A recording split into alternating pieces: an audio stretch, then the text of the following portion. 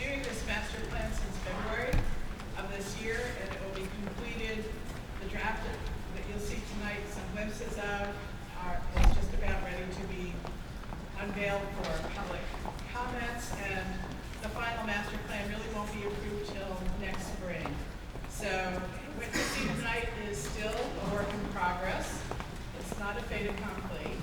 You'll see a lot of ideas that seem like they're already decided, but they're not.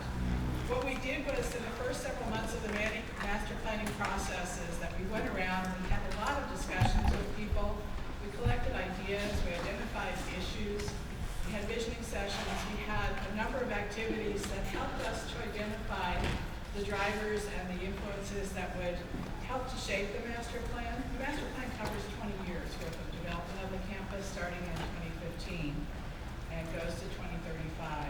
So it's the first 10 years of the plan is really driven by the Next Generation Connecticut program. Some of you have heard about the state's investment of over $1.5 billion in this campus. And so that is all part of the master plan that you're going to see tonight. This is not the first time we've talked to people about the master plan. We've had several contacts throughout this process. I just want to go over a list of things that we know are important to you and we've heard in other venues, so that you know that we've heard several comments about the master plan that people have seen so far and have seen things in the paper. So let me just, I'm not going to discuss each issue, but let me just list the fact that we know the recreation center is a big issue for students, and the location in particular of the recreation center. People have raised concerns and interests about the future of the library and the importance of the library in the master plan. Bicycle networks and alternative transportation is important. Outdoor spaces that include informal recreation areas and gathering spaces. Pedestrian safety has been an issue raised. The expansion of the student union and the fact that the student union is really very tightly squeezed and not enough space for both clubs and activities. Transit connections, connecting the campus not only internally with the shuttle system, but to the region with regional transportation. Club sports and rec fields have been brought up. Student involvement in campus development and having more engagement with the student population as we go forward and develop specific projects. Fee-supported development, anything that might be in the plan, which right now is the rec center, that would be funded through student fees. Residential development, both new and renovation of existing residential development. Sustainable design and going forward, meeting our commitments under the Climate Action Plan. And finally, affordable housing for graduate and undergraduate students, both on campus and off campus. So those are just a kind of a running list that we're keeping of things. We have it, this is a draft plan that we're sharing with people so that we can collect comments. So you won't see the plan change from time to time. You know, each time you see this plan, you won't see those things addressed specifically until we get to a final master plan, and all of those comments will then be incorporated into the final plan. So we talked enough. The main event here is for you to see the presentation of the draft master plan. We have Doug Boyd here from Skidmore, Owings & Merrill. He's the project manager for our consulting team. We have a rather extensive consulting team, so we have architects, engineers, we have specialists in transportation and sustainability, and a number of sub-consultants that work with Doug and his team. And so I'll let him go through the presentation. We want to have time for you to ask questions, and then I'll come back at the end with a few closing comments.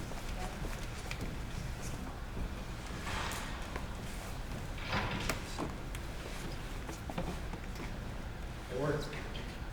First off, thanks all of you for coming out tonight and having us be part of your meeting to discuss the future of this campus.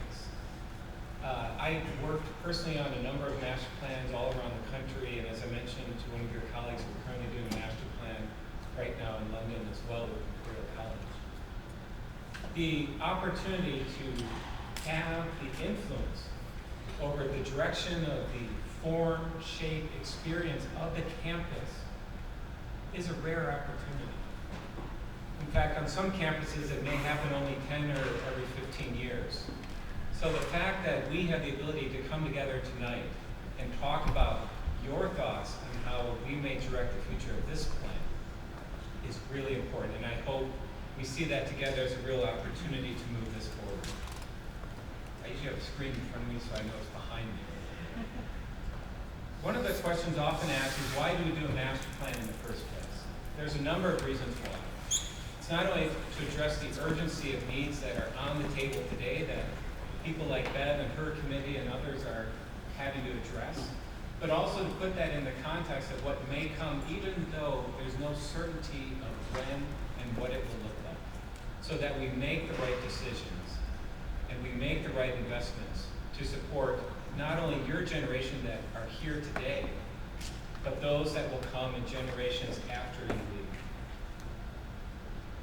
I'm going to stand aside.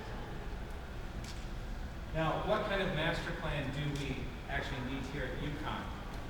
We were asked very early on to make sure we were bold and visionary, but we were also flexible in our thinking about how we address changes and other inputs into that master plan. That in many ways, what we are putting forward isn't a master plan in the sense of perhaps some see these sorts of efforts, but a framework to thinking about the future of the campus and how to responsibly direct growth, investment, and future initiatives. There's a lot of drivers being placed on us as a design team. One is to advance the aspirations of the university, coming from the president, but all the way down to the deans and the chairs, as well as a lot of input we heard from you, that this had to be a transformative plan. This could not be business as usual. We also have the opportunity, given the concurrency of the academic plan, to look at new ways to advance the initiatives within the intellectual and academic research initiatives of the institution. But we also have to address a number of other drivers. Everything from how we look at potential enrollment growth, to how we move through the campus, to how we create places that we want to be, that bring students and faculty together, as well as the approach to sustainability to adhere that over the long term. Can't really see these that well, I'm sorry. Maybe it's the lighting. But as I mentioned before, a campus is actually an evolving place. And if you look way back at the origins of the campus and how it grew over time, the University of Connecticut had been adding and expanding outward at the same time. We know that introduces many challenges, perhaps challenges we all face today, because now you live on the other side of North Eagleville Road, where you live south or on Hilltop, and the walk into the core of the campus is longer than perhaps it should be, and perhaps not as safe as it should be as well. So, if we're going to think about the future of the campus, how do we add our own chapter to this legacy? Okay, well, there's two responsibilities we have, not just directing new buildings, but how do we now address those buildings here in red that are 40 years old? As Bev mentioned, a 20-year plan, they'll be close to 60 years old by the time this plan is implemented. The infrastructure that supports that is even older. So there's a clear investment needed within the core of the campus. And a challenge to us is how can we accommodate new buildings within that existing footprint? So we reverse this trend of expanding out and we reinvest within the core of the campus. So if we build a new residence hall, a new student rec center, a new research building, the infrastructure that goes to those will also be used to improve the infrastructure to existing buildings within those parts of campus. Now, let me just go back. That, as a development pattern, seems to make a lot of sense. It's based around smart growth. It's based about infill and sort of concentration of activities, allowing us to focus on a more pedestrian-like environment. But yet, how do we capture the sense of place? How do we capture the other things that make UConn unique? That provide the spaces you all need to succeed. One opportunity is to look at Hillside Road. One of the things we heard very early on that we all end up on Hillside Road at some time during the day. And it has the ability to be the student center, the focus, a vibrant activity hub. As you look around campus and you ask yourselves, where is that civic heart? It may be difficult to pinpoint one that everyone agrees to. So we want to put on the table as an idea, can Hillside Road be that? This is Hillside Road today. So many of you know it's dominated by cars, it's dominated by buses, it's dominated more by those things than by pedestrians. We also have a lot of space between this building, the Union, and the sidewalk, as well as the current field house and the sidewalk. That contributes to the sort of inactive character as you walk down the street. And could we, I'll try to remember the words, could we turn that into a place that has student activity and life more on display throughout the day, not just during class hours? This is a student rec center at Drexel University. Put it all out on display. This is at the University of Washington, where we make it a priority to move students through that space. The work that's been done has been fantastic. But right now, the buildings are set 60 to 80 feet back and really don't contribute to that sense of place within that important part of campus. Even looking at the ground floor of other buildings, so when we look at perhaps future residence halls along the street or future academic buildings, let's make the ground floors active and inviting so it brings you in and you can see what's going on and actually feel welcome to do so. But also within this part of campus, we can tie into all of those other regional trails, recreation, and health activities that are so central to, I'm sure, most of your daily lives.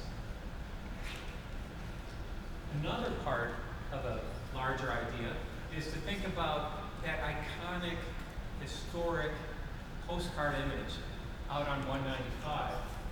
But right now, it is a series of buildings that are held together by a mature landscape. Could we enhance that as to a real heritage district? Just like UC Berkeley or other institutions that have old buildings and historic landscapes, can we designate this as a place of heritage within the university? The pieces of it are already there. This perhaps is easy, but we have to shift our thinking to this as a place, not just the front lawn off of 195. What is the future of Wilbur Cross as a building? How many of you use that today? How many of you would use that differently if it had different programs located within it? The spaces within this part of campus are fantastic. They're intimate. They have a sense of quality that it's perhaps difficult to find elsewhere. And that's because they're 200 years old. But it's also an opportunity for rethinking some of these buildings. How can it be about adaptive reuse? So the structures are there, but the programs and activities are about ideas and innovation and all the things you all are interested in, as well as the faculty of this institution. All right, Beth mentioned the role of the library. It actually speaks to a larger strategy of how you look at the core of the campus, the academic core. Most of the classes are taught. I'm sure many of you spend your days going back and forth, a series of patterns that pass through here. The library is right at the crossroads. It's at the crossroads of Fairfield Way. But also there is a major north-south link, and we'd like to tap into that. The idea of this academic way that also connects you north-south. But at that crossroads where we have a library, can we do something quite significant? So it's not just about enhancing this fabric that's there within the core of the campus, but it's about addressing these things. These are big lifts. But we have a new librarian, head librarian, who's very interested in beginning a master plan process to think about the future of the library and what it may mean here at the University of Connecticut. What some other schools have done, which is very exciting, this is at Ohio State, completely opened up the lower floors of the library to allow light in, to create smaller study spaces, break down the sense of the library being that traditional up in the tower. Find ways, even along the circulation corridors of the building, to create new activities. This is at New School in New York City. Bringing natural light, so if you're there throughout the day, you know what time of day it is. And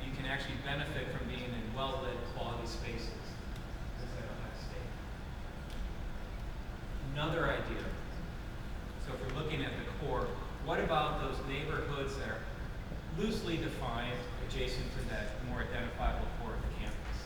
So looking at, we call them multi-use, but the fact these don't have to be solely residential.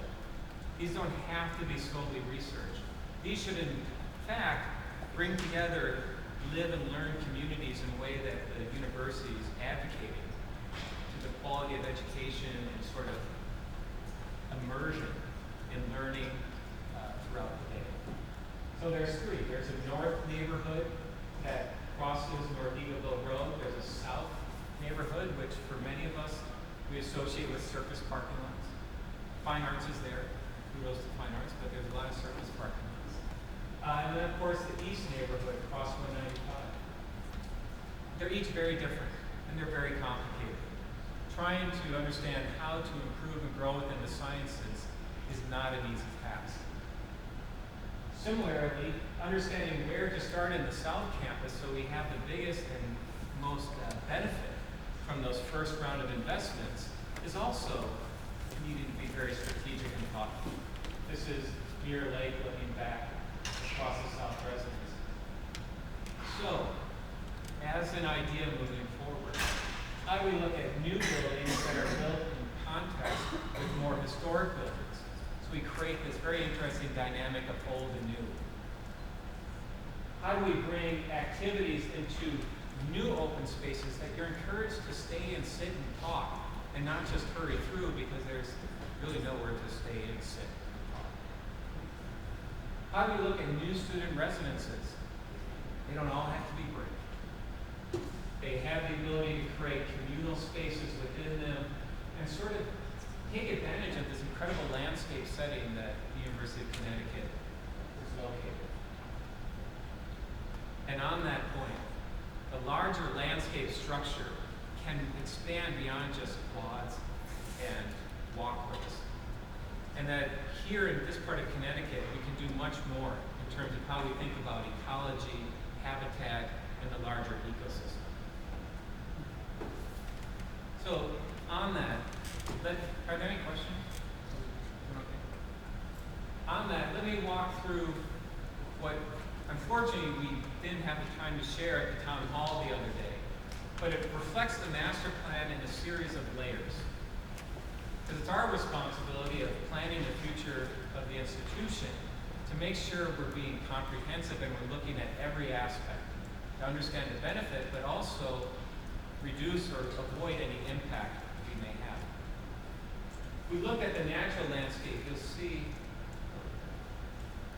these green corridors starting to extend through here on the north, along Glenbrook Road, and then this is Exlock right through here. You see another corridor extending through the south here, where you see a lot of the surface parking today. These woodland corridors are doing a lot. They're not only providing additional recreation and activity outdoor space, they're connecting a larger ecological function. Because up till now, the university has been somewhat isolated from this larger ecosystem in terms of function. And we've been dealing with it on a building by building basis. Nothing wrong with that. But if we're looking at the ability of the future and to create stronger connections, ecological functioning connections through, we're also tying into that landscape that's already here. And there's huge environmental benefit.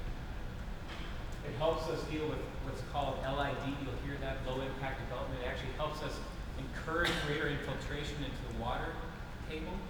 The university is split between two watersheds, so these are actually sited and oriented to take advantage of natural topography and drainage patterns to improve water quality. But they also create huge opportunities for meaningful open space and a foreground to future buildings.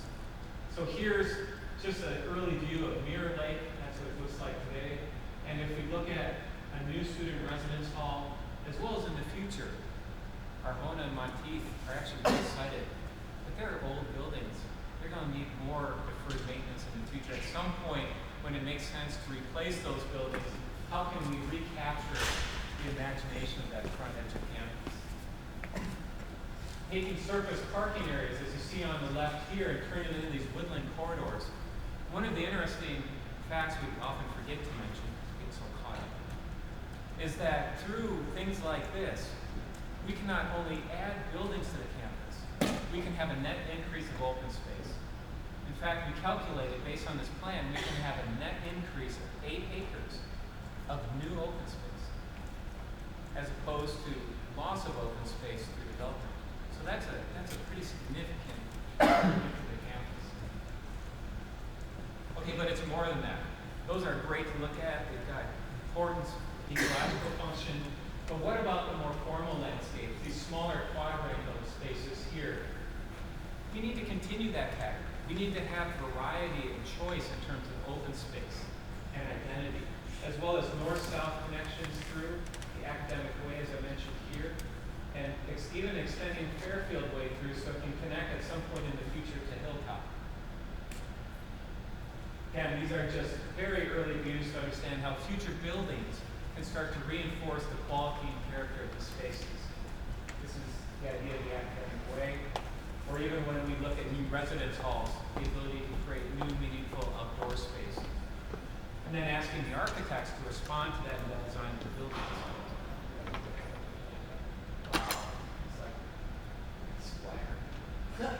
But the reality is the campus needs to be pedestrian focused. And right now there's way too many conflicts.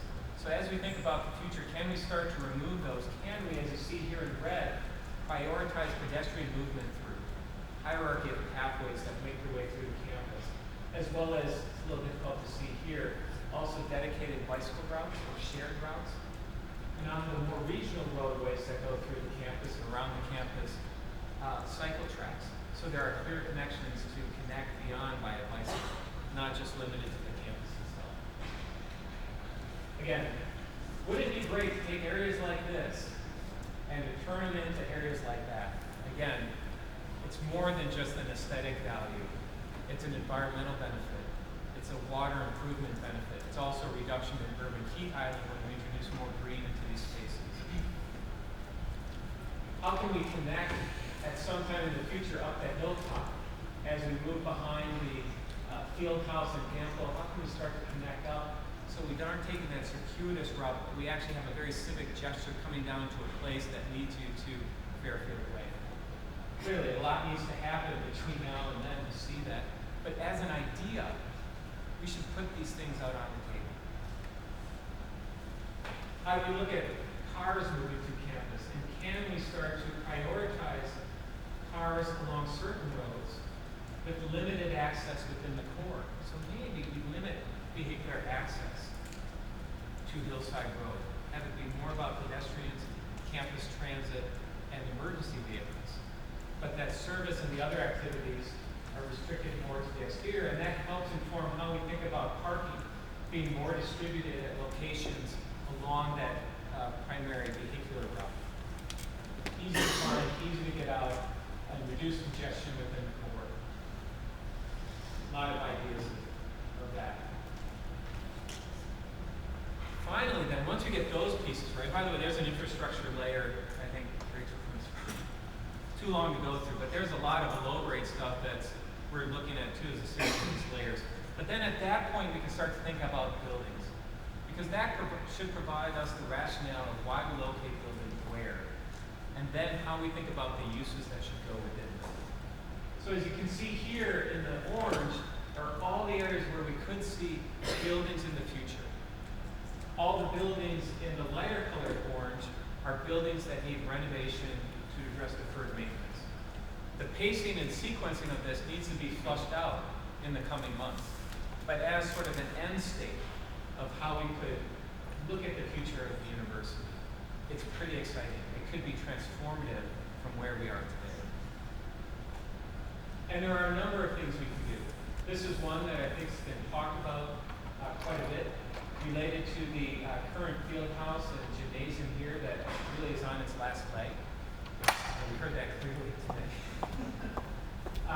Sure, there's an idea that we could look at programs wrapping that building, but perhaps we should ask the larger question of, should we reinvest in that building, or should we remove that half of the building and create a larger site? A site almost the size of Gamble. And then what would that mean in terms of opening the door to programs within the core of the campus that make the most sense? The same thing for other surface parking lot areas in sort of very close proximity to other activities and disciplines of being an area where we could see new buildings and new open space. Just a couple more things, I'm almost done. Appreciate the patience. Sustainability. There's been a task force on sustainability and support of the climate action plan. How we execute that, how we embed that within all of these principles has been a real challenge. Because it's not just looking at buildings or infrastructure, it's looking at the whole thing. And so we've been looking at every way of addressing the issues around energy, from generation to renewables to distribution, as well as performance within individual buildings. Same is true for water, how we look at land, the resources we have. Because one of the things I haven't mentioned is all of this growth is within the Storrs campus, and it's within this 400 acres that we call the main campus. So a lot of the agricultural lands are continuing to perform within those functions. We're actually focusing our growth. How we look at materials, including service, waste, things of this sort, construction waste, as well as movement. So when we see this plan, it's not at the point of what's in that particular building. It's a framework which to discuss what goes in those buildings, given what has been funded, what's been on the wish list of it would be great if, but also to understand where to prioritize so we do address those needs from those earlier lists I presented, everywhere from the academic plan down to the student needs, as well as faculty needs. Because how we then move forward is where this discussion should be. How we prioritize and how we sequence this in a way to not only be efficient, but have the most impact. This is an aerial view today looking at the campus, so you can see Gamble here, Swan Lake, Mirror Lake, VR in this building right here. That over time, we can see additions and enhancements to the campus. We can see addressing things like circulation, replacing older buildings, so that at the end, we've really transformed the experience of being here. We've also addressed all those drivers that were put before us in front. And if people ask, well, were they thinking bold enough about the future? Were they open to ideas that were not yet on the table? There's now a framework in which to discuss how those can fit in. And you cannot read this, I'm not going to challenge you to.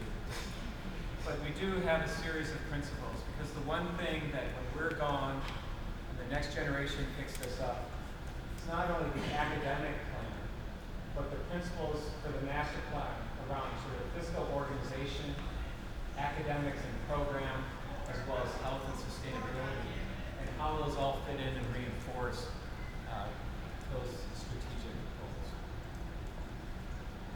So, thank you.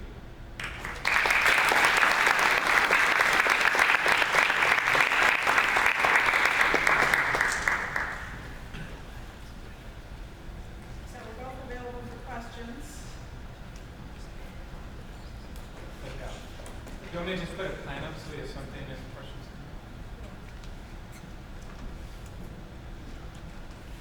Any questions? Yes, sir. My name's I've seen this a few times. This is very a brief question, but I see the addition to Burton and Gamble. And I was just wondering, I worked at Burton. I was interested in what it's relatively new buildings. What were you guys looking at renovating there?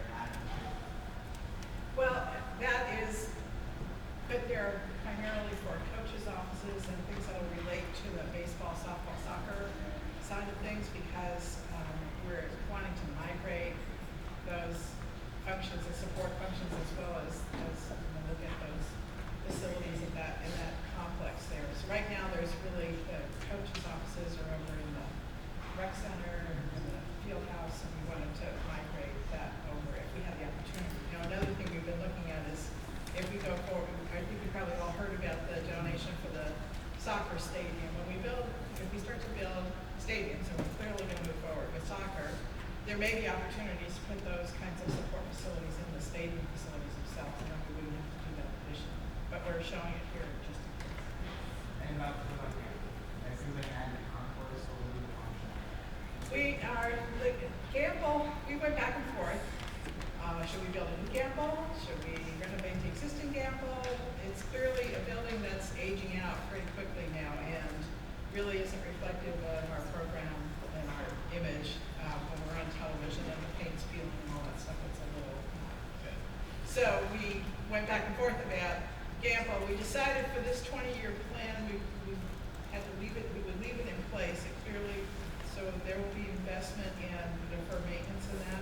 But we're also looking at changing the street level experience of Gamble by wrapping a new concourse around it and trying to get into that complex, the things that are missing, like the concession areas and the press areas and the, just having an indoor concourse that's separate from the bowl is part of that concept. It's been done at other universities. We were looking at good examples of that. We think we can do that here, right?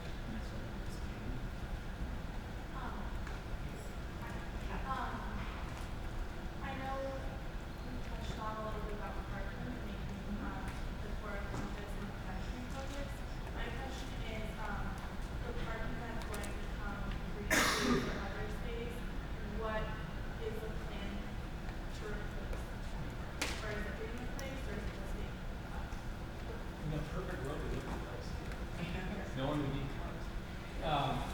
However, surface parking, as we all know, has big negatives. Especially when you're looking at the future of creating a place more around pedestrians and people. That said, there are more efficient ways to look at parking. So as opposed to large garages, like you see with north and south, is there a smaller scale garage? Perhaps maybe think of them as decks, not big airport parking garages, but decks. 600 cars or so, which actually is sort of the sweet spot when you're doing parking garages. And locate them as strategic locations like maybe the south parking goes into a south parking garage to free up all that. X lot, all the parking there goes into a smaller deck on the north end of that site, perhaps accessed from the west, not having to funnel all that in through Hillside. And I think there's other opportunities we can continue to look at that, including, and a lot of universities, UCLA and a couple others have done this, raising the field and looking at parking below that. I mean, what's really cool with that in this context, by raising Sherman Field, it brings you closer to the stuff that's up on Hilltop, and that transition is a more natural as opposed to having to rely on the stairs. And you take that space below for parking.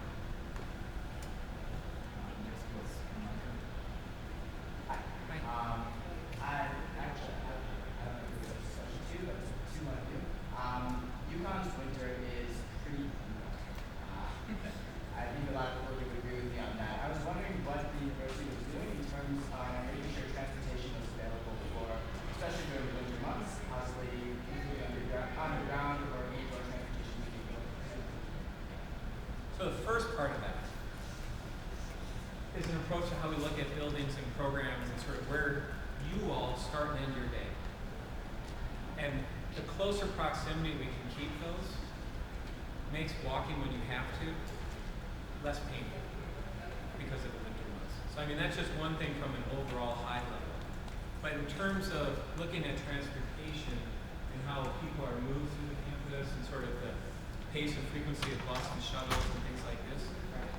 Well, there are a couple things that you can take away from the plan with regard to that.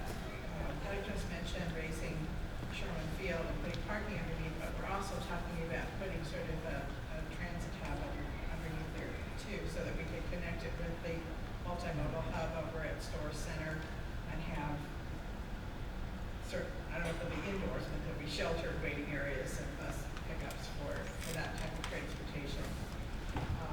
The other thing about when we start to modify the traffic, the road network, which we're going to model in a traffic model actually, we're going to analyze it in a traffic model. We're hoping to free up traffic in significant areas so that the shuttles can run more efficiently, the buses can run more efficiently during the class hours, business hours for the university, so that it's not competing with general circulation types of traffic. So we think that can be more efficient and probably more predictable. And we've been talking about these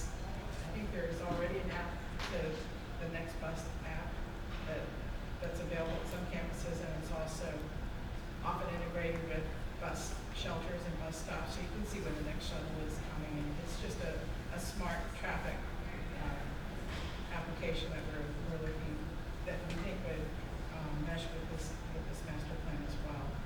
And then we're going to, just on a larger scale, we're participating in regional transportation corridor studies so that we can just get more frequent service and now the campus that links to the region.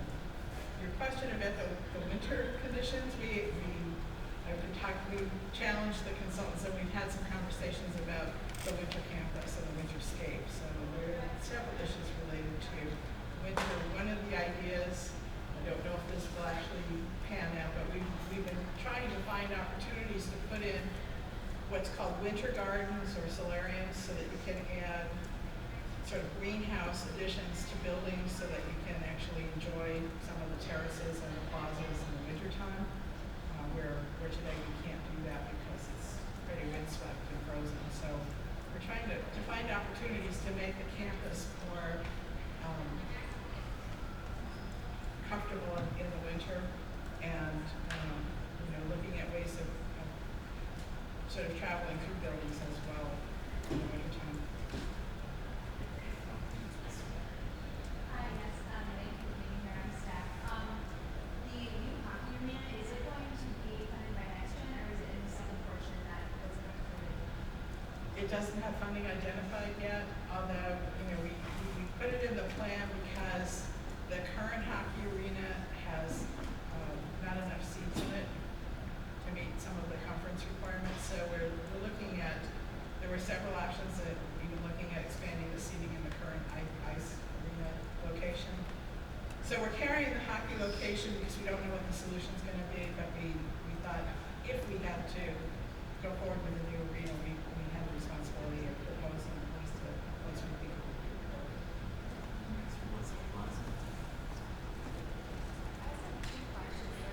I have two questions that are kind of related.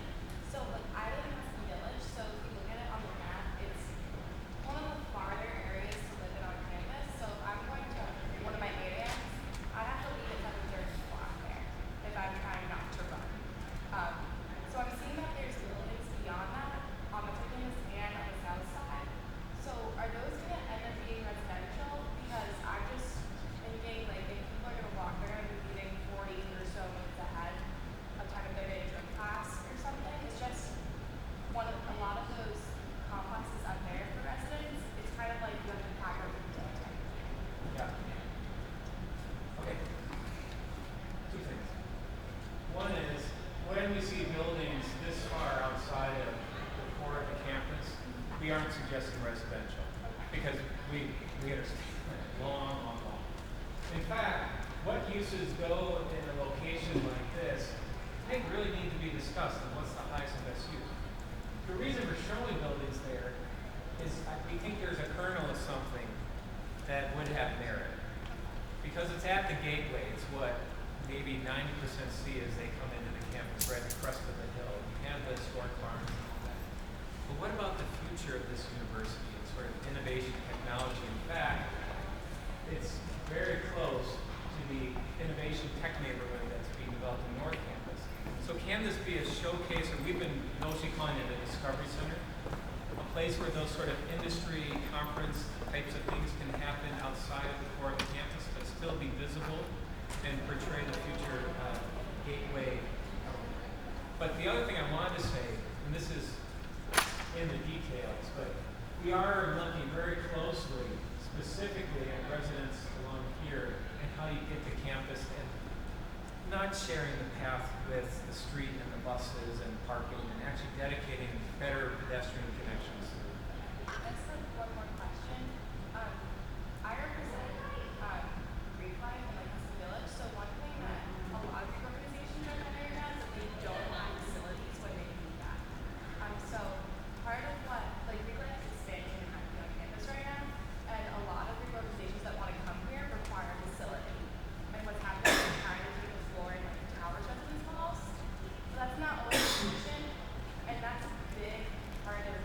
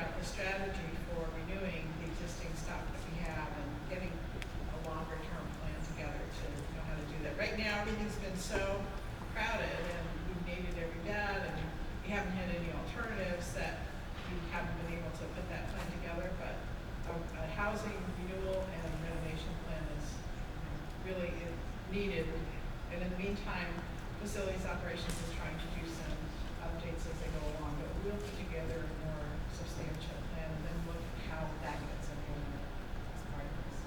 There's one thing that's going on in the community right now is like talking about like support for an expansion of Husky Village or green housing in that area, just because it brings everyone together in a positive way, and it would free up other beds on campus if that type of housing was expanded. I probably have never heard that as an option before, because it's usually not a priority, but I just thought I'd bring it. Next would be Cassandra.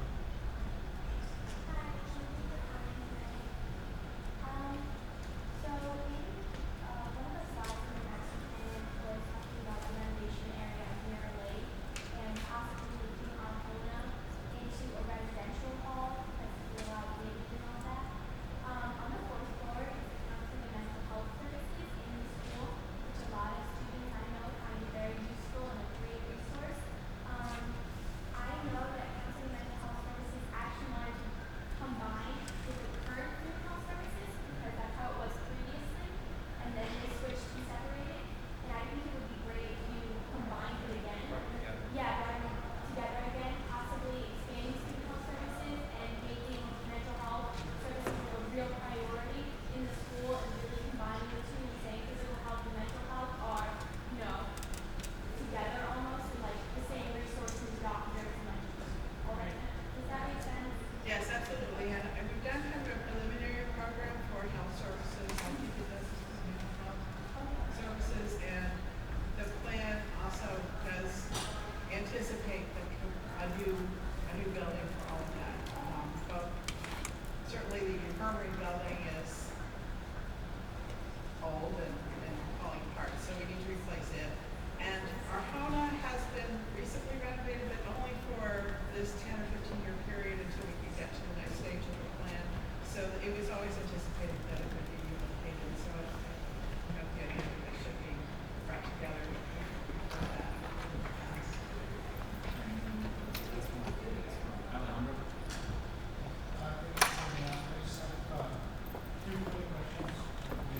First is, I thought the hockey station, would the expansion example be able to include, hockey being, and all the things on there, TV, garden, or basics or hockey.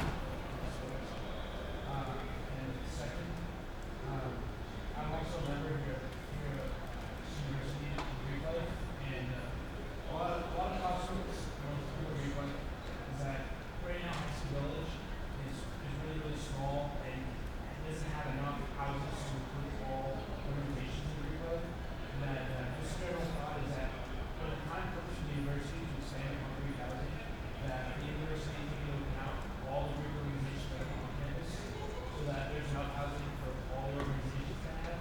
For example, the University of Maryland has all on-campus Greek housing that are all in one row, very big, nice houses that really brings their own little community together, which is nice. Yeah. Your first question. Well, I guess the first is question, second is question. Yeah. And it builds off the last comment as well. We did look at it. It's very difficult. It'd be probably very costly, but there would be efficiencies. To think of a Gamble, or as bad maybe applied, do we need to consider the replacement of Gamble at some point of being a sort of multi-performance venue? So it's not solely basketball. Maybe it does address hockey. Maybe it does address other things that you currently don't have the space for on campus, such as larger concerts or events or things like this. I think that's still all on the table because the program for hockey has not evolved enough to a point where it's specifically this. We're working with a 4,000 to 5,000 seat because of the conference requirements. But since it's not been funded, the program with that can continue to take shape. Just one question. The issue of putting hockey in Gamble is problematic because we can't get this involvement to that floor level.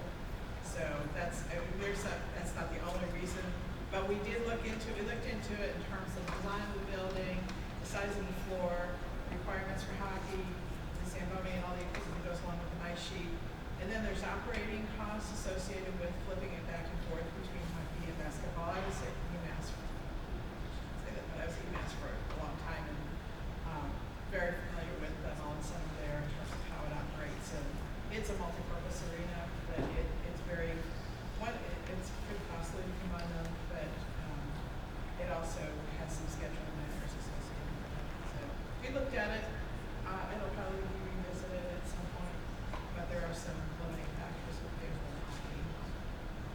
All right. I do not see any more questions, and we're actually. There is. We have about 2 minutes, so please keep. Are there any plans about, I guess, expanding library spaces? Because right now, we have the reverse campus season, and I want to make sure that the library will be not so actively late and we brought up the whole weekend. So, any thoughts on that? Yeah, I've been having lots of meetings with the library folks, and we're starting on a plan to address that. I will say that in many universities, and this is one idea that we're exploring here, is to construct a remote facility to handle collections, and then free up space in the center of campus for activating new areas in the library either for study or for collaborative space, or project space, or learning center types of activities. So we're exploring that here and actually talking with other universities to share a remote facility so that it makes it a little more feasible.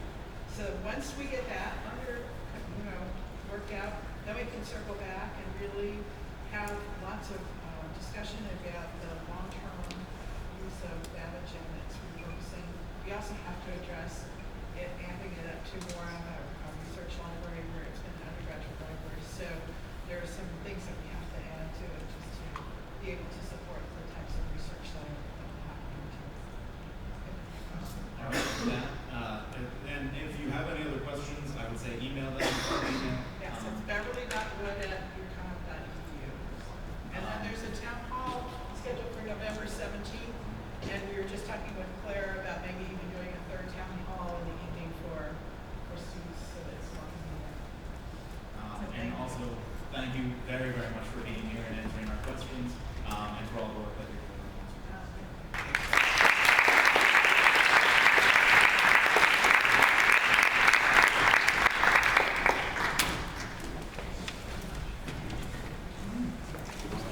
So, you want some fun? Yeah. All right. I'll talk.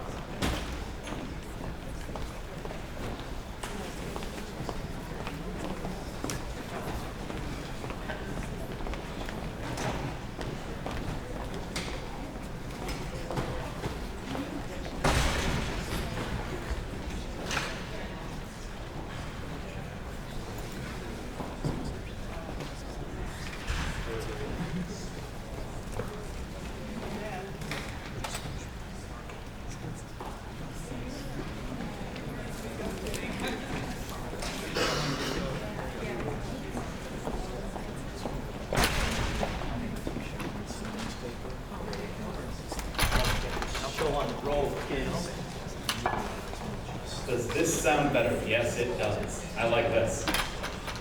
Wherever she can see me. I had a hand signal with her. Great.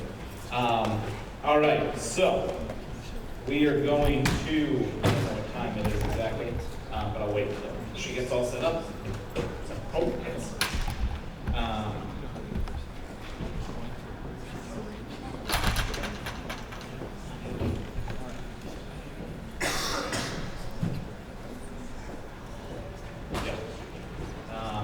Yes. Also, just stretch your legs a little bit, because this will be, I don't know, give you some time, relax, chill for like 2-3 minutes. Acceptable? That's so much for somebody.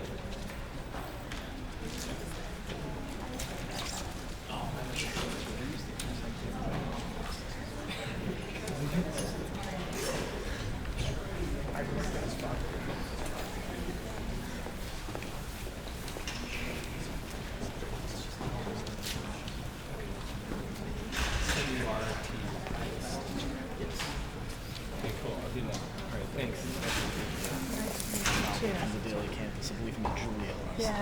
I'm gonna be with her on Thursday. Great. Yeah. No, I just wanted to because we I don't think we talked to Doug specifically.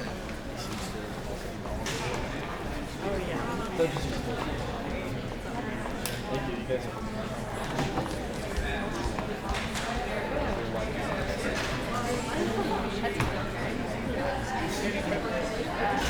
Sweetest spirit.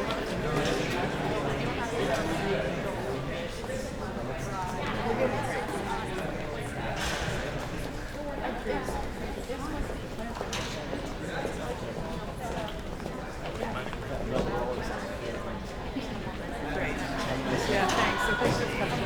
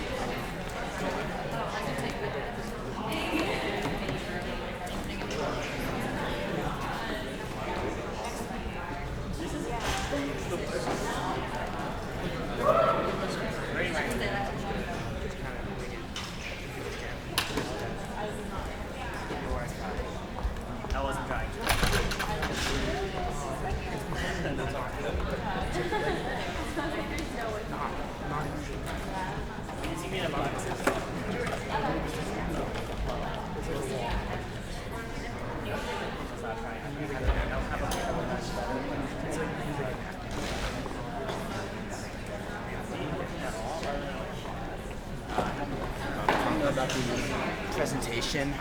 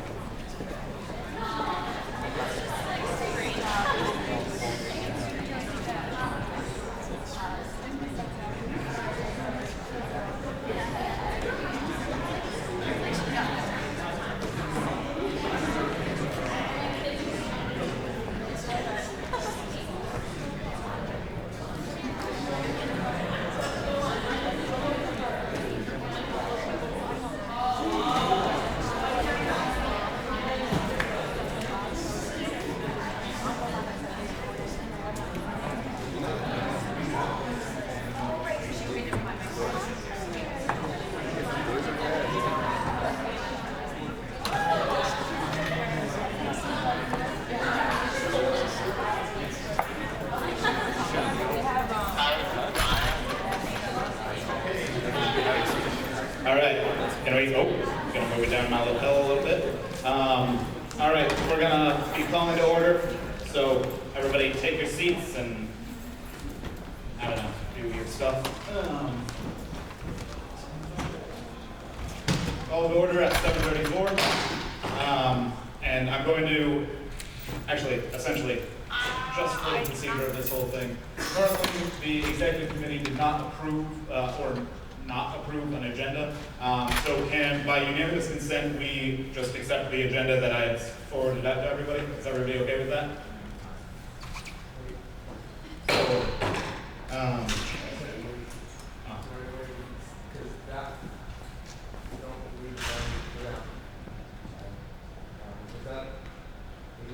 that was, all of those items were on the agenda prior to, this is the exact agenda that was sent out to all of you.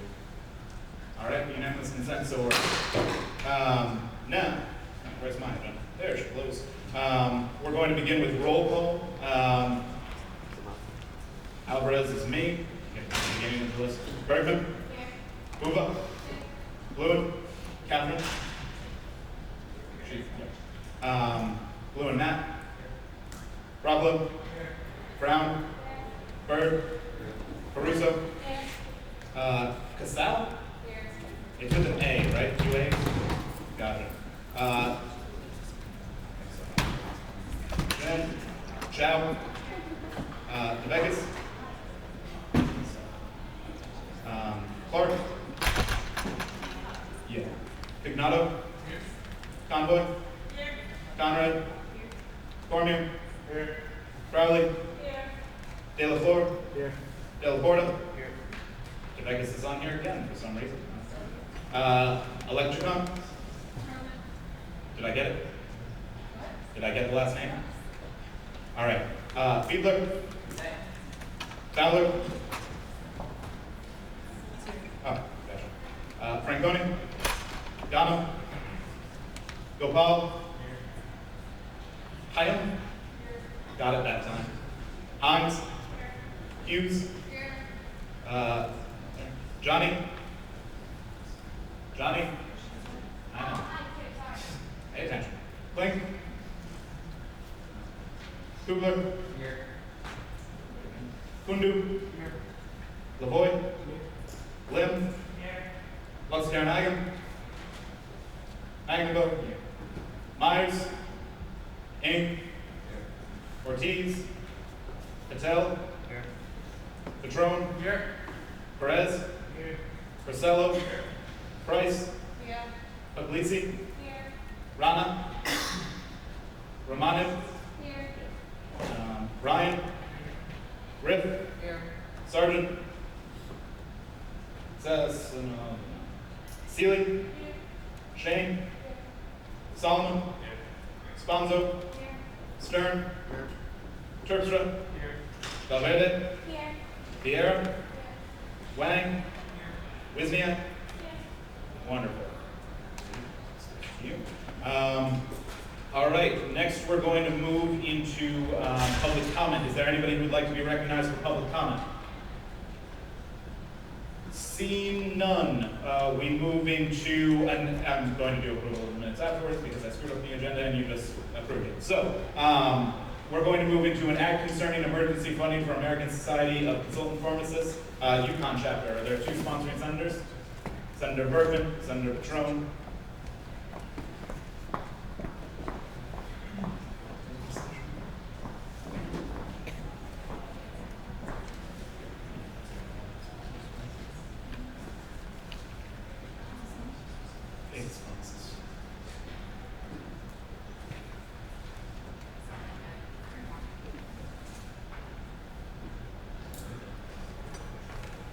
Oh, do you need something to read all of this?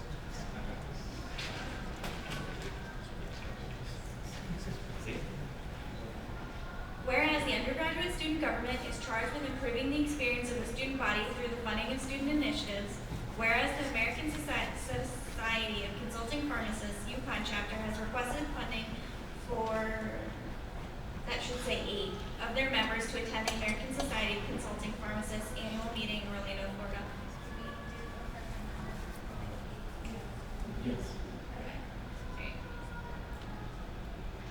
Whereas the American Society of Consulting Pharmacists wishes their members to have opportunities to learn how pharmacists can improve the quality of life for older persons, encourage members to meet current geriatric pharmacists to learn about the career path, and to represent students from the UConn School of Pharmacy.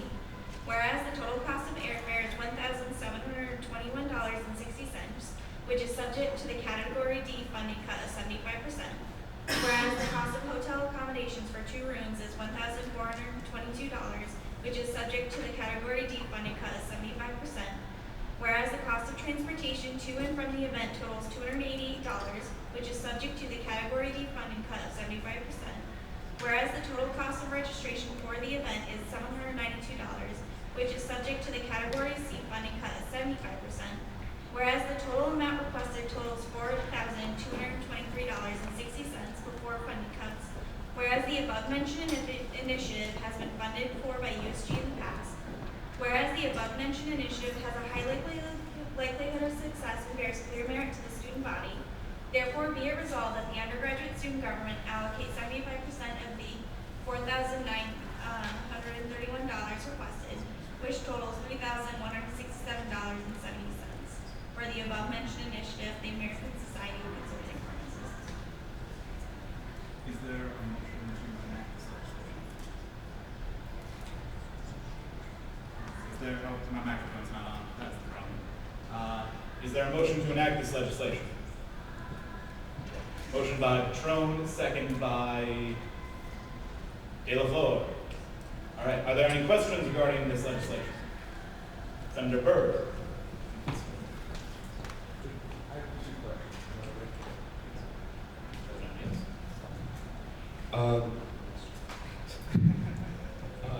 Are you aware that USG does not fund events that involve networking? It's not for networking. Okay, and then I guess my second question would be, how is this not networking? They're going to learn about their profession that they could be going into. That's what they do. Is there anybody else who would like to be recognized for questions? Seeing none, we'll go to him. Oh, there it is. Oh, Natalie? Recognized.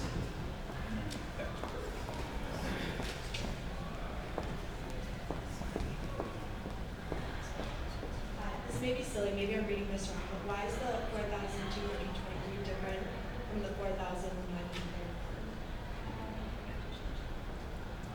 Which one is it? We're going to, because I think it was just a slight change because she had amended it right before motioning, which is allowed.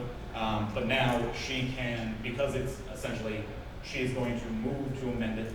I'm going to ask for unanimous consent for her to just amend the legislation so that it reads more accurately. Unanimous consent? So, thank you for your question. Is that good then?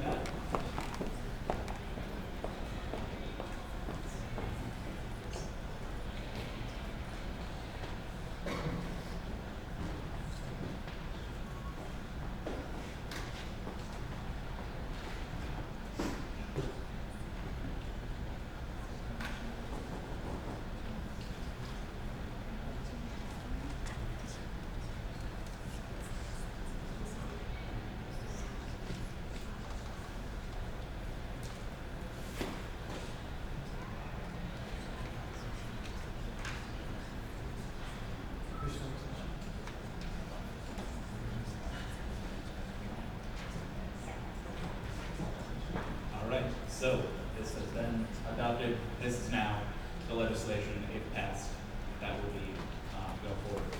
Next will be Senator Wang.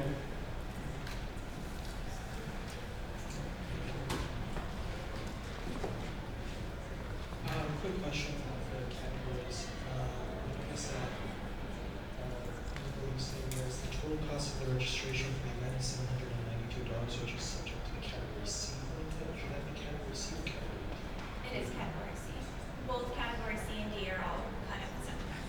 Right, but isn't that category C one that's taking place close to campus that does not require overnight travel or stay?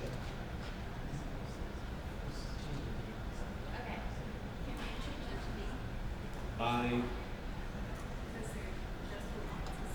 Yeah. all right, by unanimous consent, we're going to also accept this as a friendly amendment. Is everybody okay with that? To correct any errors? Any objection? Seeing none. So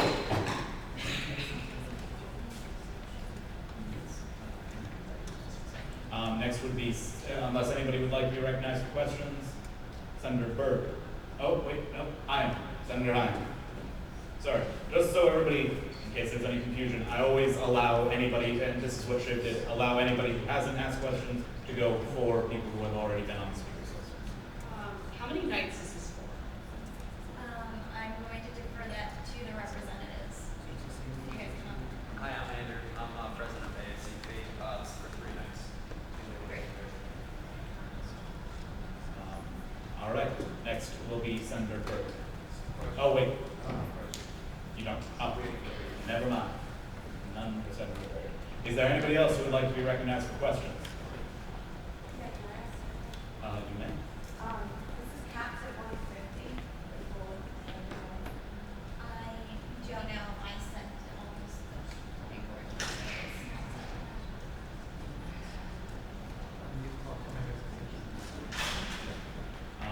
I'm going to call a point of information because I can do that. All of you can do that too, but I'm going to call it. I'm going to say a point of information. What were the funding recommendations that went along with this legislation? And can that be shown to the Senate? And I'm saying yes because I'm making a rule in that.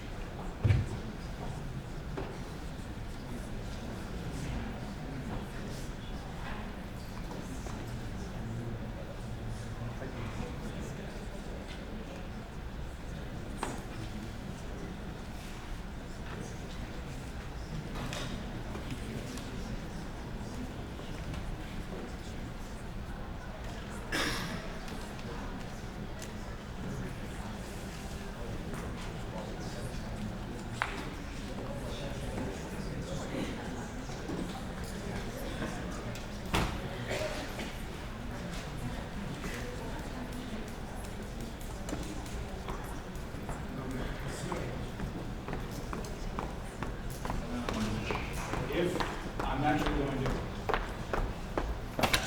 All right, if we still have questions, because we're going to give time, if there's still questions for this, for Rishika just to double check all of the information so that everything is laid out clearly for you. I believe Ben, or I'm being told Ben has a question. Sorry. So there were 8 members, right? But I believe it still says 11. Yeah, we changed that before it started. She just hasn't written it yet.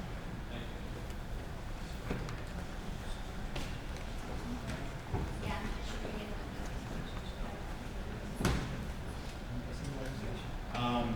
Is there anybody else who would like to be recognized for questions?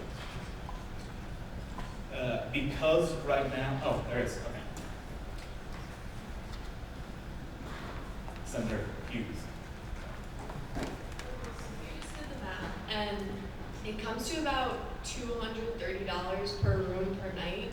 We were wondering if, like, where they were staying and if they looked into more affordable accommodation options and possibly like using public transportation if they stay in a hotel that's a little bit further away.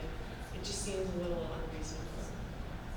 all of this stuff, they have to submit supporting documents. Yeah, Parth can answer that. They're going to yield to Chairperson, Comptroller. Yeah, so I mean, in regards to, so they're applying for airfare. To and from the event is like rental, I'm assuming.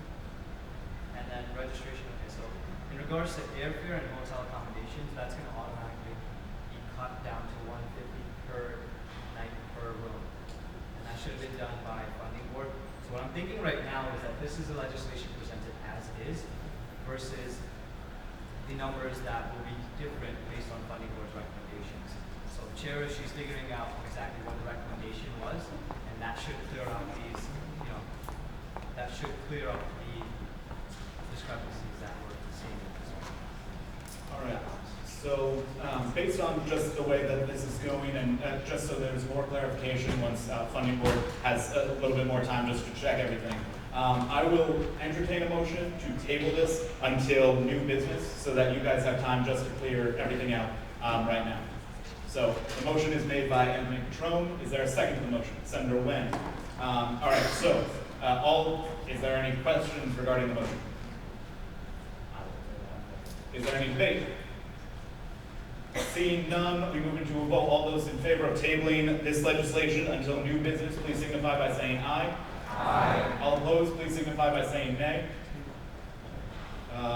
Any abstentions? I abstain. Clearly passes. All right, so that legislation will be tabled till later. You guys can go and figure out whatever you need to figure out. Oh, thank you. Actually, take this.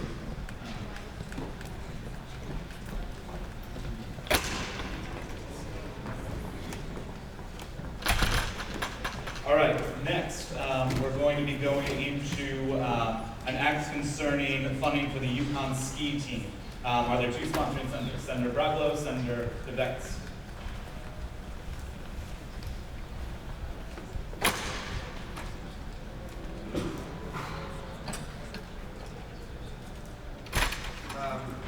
So, you guys might recognize this.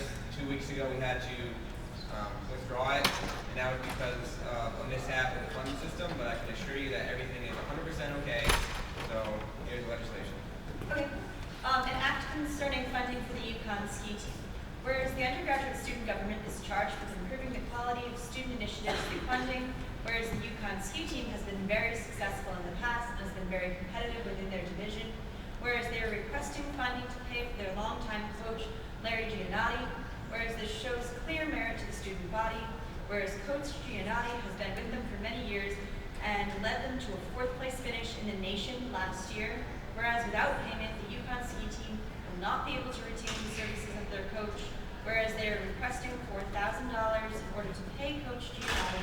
Therefore, be it resolved, the undergraduate student government allocates $4,000 to the aforementioned initiative. Is there a motion to, Senator Byrd, is there a second to the motion? Senator Bracco. Are there any questions regarding the legislation?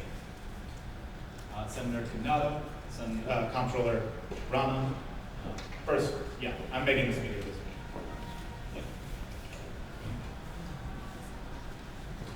I was just wondering if you could speak on if there's been any compensation provided previously to the coach or any of their coaching staff on the ski team for this semester. We do have the president of the ski team. He might be able to better answer that question. Yes, Well, Matthew Strobel, I'm the COO and captain of the men's ski team. The coach has not been paid this year for any services. There's been no other compensation. For any of the coaching staff? No, he is our only head coach. Assistant coaches are purely volunteer and are not paid. Comptroller Rana. I think I might just not know, but would you be able to specify whether this is Yukon men's ski team or Yukon women's ski team? Or is it Yukon men's ski team? Okay. Next is Senator. That's a good distinction. I did not put that in there. Senator Ng yields, so we go to Senator Sponza. Is there anybody else who would like to be added to the speakers list?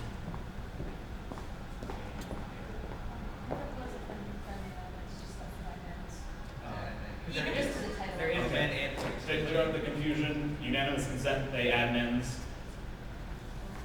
So, Just to clarify, so I don't know, has there been compensation for previous ski team coaches, or is it just this one that hasn't been paid and now is requesting to be paid, or I'm just curious of the situation behind the request for. So, I know he's been their coach for seventh year this year? Yes, I can answer questions. Yeah, but there, if you want to explain it, you're more than welcome to. So I yield to the.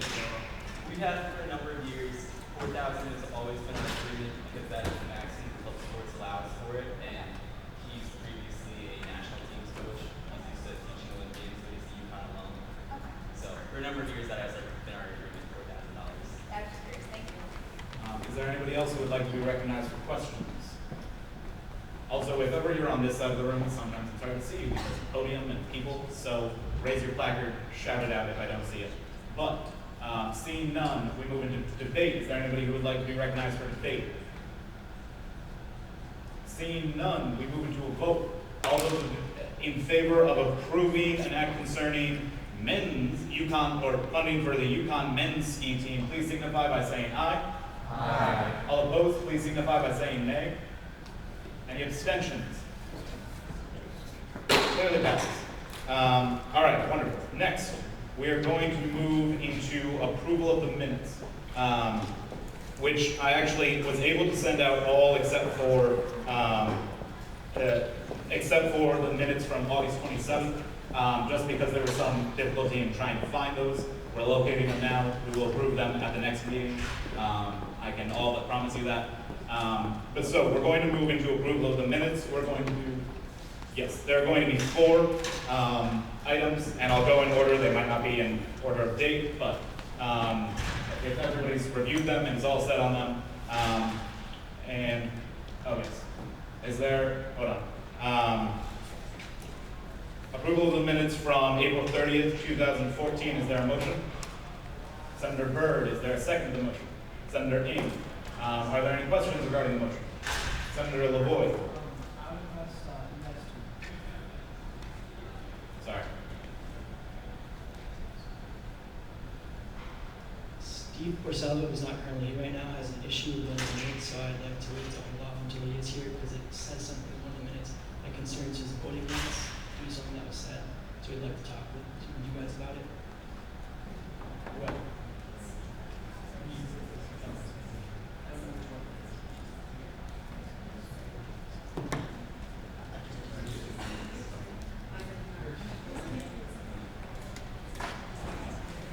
Well.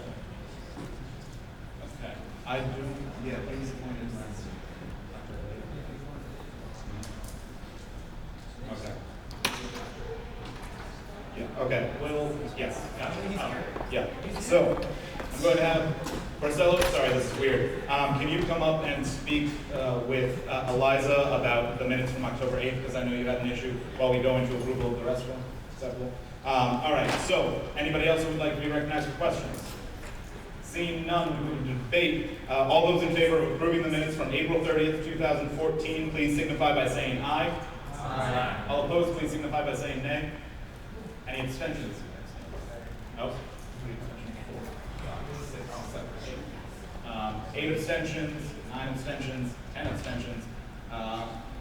Clearly passes. All right, next we move into approval of the minutes from September 10th, 2014. Is there a motion?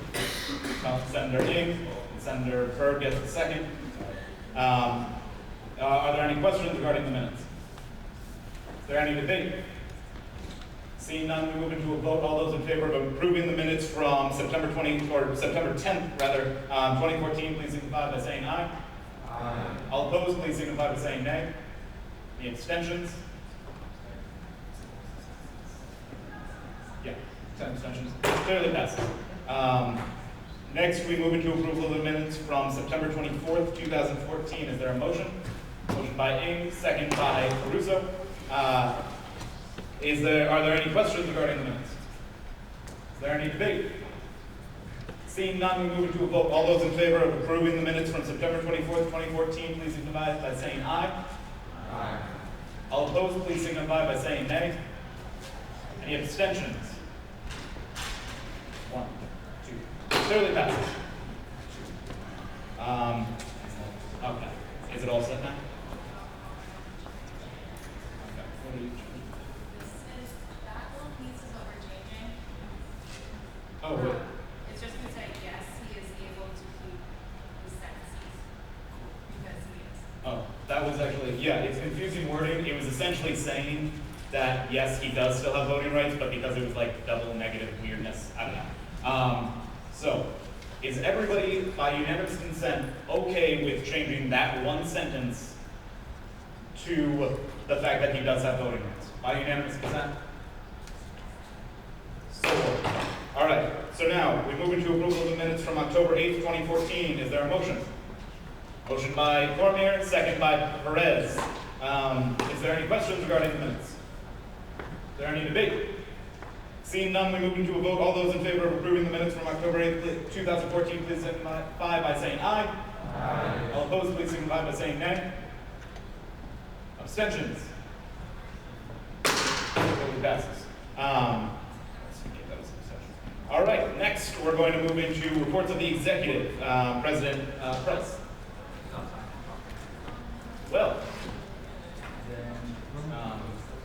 Well, then we will go into the report of the Vice President, Vice President Romano.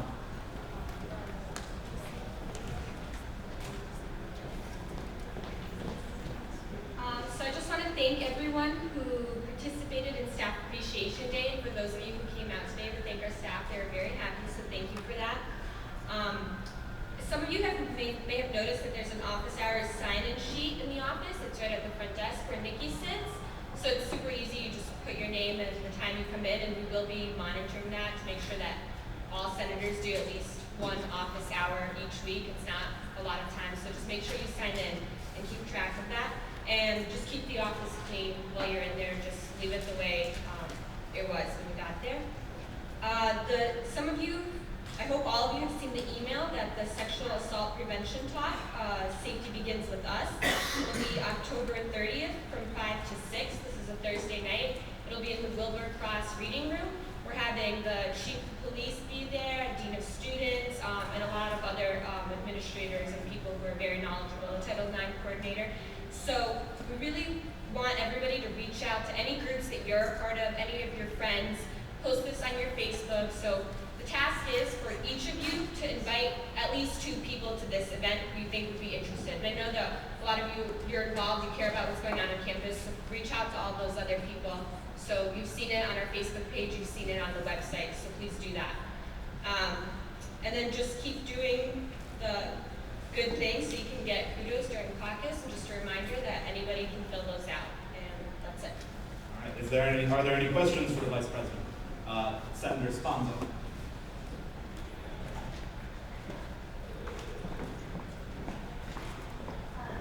I think I was told, and I believe in reading the packet, the election packet, that senators agreed to 2 office hours, and I was wondering if that was changed at some point, or why we only are required to do 1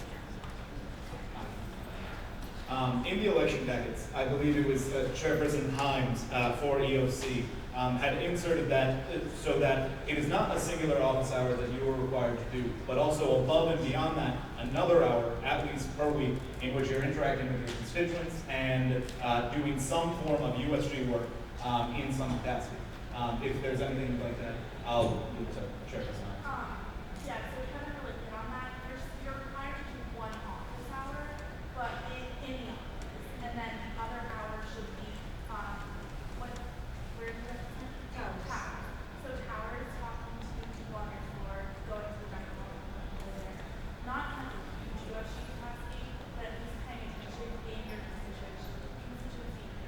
Okay, but that's not, but it's not like a recorded kind of like time slotted thing. You would sign it. Okay, thank you. Are there any other questions for the Vice President? Seeing none, we move into a report of the Comptroller, Comptroller Ron.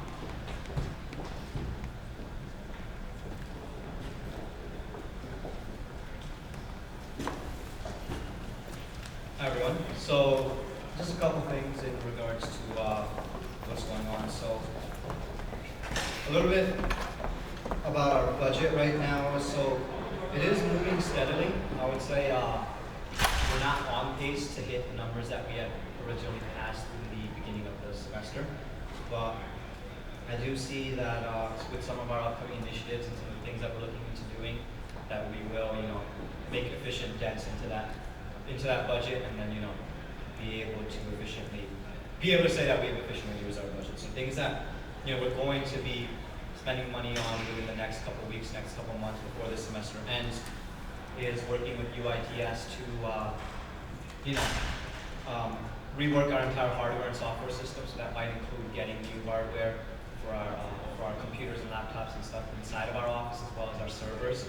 Working with getting a new funding system and making sure that we work with an outside vendor to make sure that we get that working. We have funds allocated towards guard dogs that we're going to be heavily looking into using probably more next semester, but that money's already been budgeted for right now. We have space on Depot campus that we are revisiting to make sure that we can try and get that to make sure Tier 2 organizations have another storage facility in regards to clubs that have extensive inventory, things like outing club, kayaking club, that have large inventory that we don't want to get messed up or have any kind of safety issues in the future. So those are a few things that we do see that will help reach those numbers that we want to, that we project that to. Same thing as well is that a lot of our committees will be, whatever initiatives they have that are coming to the conclusion, that will be happening before the conclusion of the semester. We have that going on. And also I would encourage senators, if you have any kind of initiatives that you're thinking of, to definitely bring that up as soon as possible to your committee chairs. Money is there, it is available for you to be able to make sure that what you want is done. If it's helping the student body, if it's helping our constituents, then I highly recommend it, and I highly encourage you to speak with your committee chairs, or even to speak to anyone on the executive committee to help you with that. The other thing we have is a couple other things I want to talk about was with our financial advisor Beth leaving, we are in the transitional period, and we're going to be working with Cynthia upstairs now, and Rishita and I will be meeting with her tomorrow, and that'll be our first meeting with her, and then we'll have bi-weekly meetings with her from there. Also, next week, Friday, October 31st, I'll be attending our first SFAC meeting, which is the Student Fee Advisory Committee. So that's the committee that helps to determine what the student fee is allocated towards every Tier 3 organization. So right now, USG gets $45 per semester, so we're going to be, SFAC as a whole will evaluate every Tier 3 organization, and that plays a factor in making sure that we efficiently use our budget. So that meeting will be happening on Friday the 31st, so the Senate after this one. Next Senate, I'll have a report in regards to that. Guard Dogs is going well. We have set our mission statement. The executive structure and positions have been in the works as well. And we are going to be working on the membership structure this tomorrow. And if you have further questions about that, you can always talk to Eliza, the Guard Dogs chair, because she'd be more than happy to get you up to speed with what we're working on, as well as listen to any ideas that you might have in the works.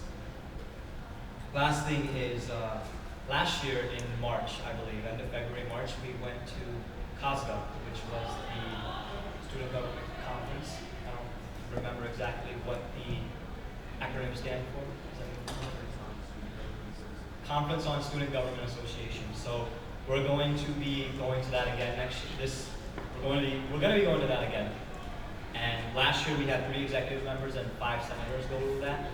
We're going to be trying to be looking at the similar format in regards to how many people we send. 8 people, probably 4 guys, 4 girls, to make sure that we have quality across the board and just make sure we have equal representation. So Claire and I will be working on making sure that applications for that are ready, and that every one of you senators as well as every executive member has equal opportunity to be able to apply to go to COSMA.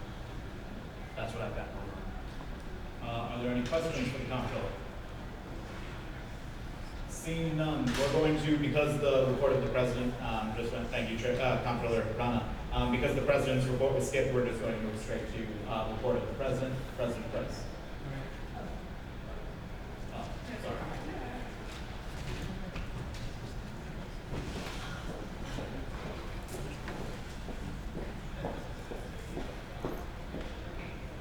Okay, hi everyone. First off, COSGA is really fun, and I highly encourage you all to apply for it when we get more information out. But go online and look at it. It's hosted in Texas, so we fly down to Texas, talk to some of the people that went last year. I literally just got an email from Ellie, our Dean of Students, about a roundtable with Richard Blumenthal, which is on the same date as our Safety Begins With Us event. There will be a limited number of seats, but she did invite students to partake in this discussion. So if you're interested, email either myself or, and I can give you some more information because, like I said, I just read the email. Email Laura Beltran, which is Beltran, to ask for a spot. So Roman told you about Safety Begins With Us. We had a great discussion with the police chief, Barbara O'Connor, and Ellie and Elizabeth Complin, so I'm really looking forward to that event. I do have a meeting, my monthly meeting with Barbara O'Connor tomorrow. Are there any safety issues that you guys would like me to raise and discuss and then report back to you all on? Specifically, we're going to speak about plans for Halloween weekend as one thing on the agenda. Yes, Danielle? It's just kind of, Pause, sorry, out of order, but are there any questions for the, okay, well then wait till the end because that's how it is. I'm sorry. Okay.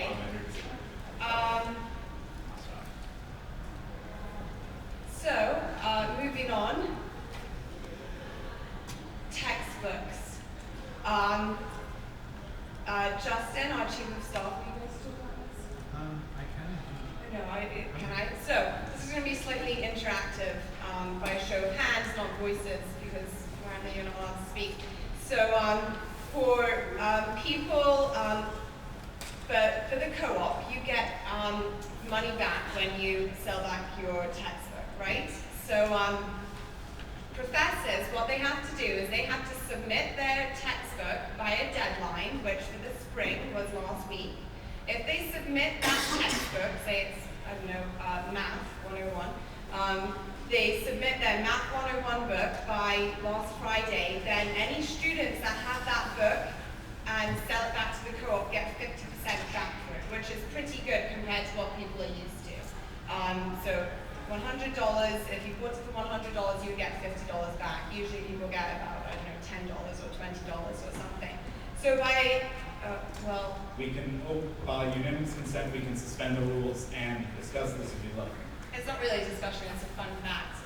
So how many professors do you think submit their textbooks by that deadline so that students have the opportunity to get 50% back?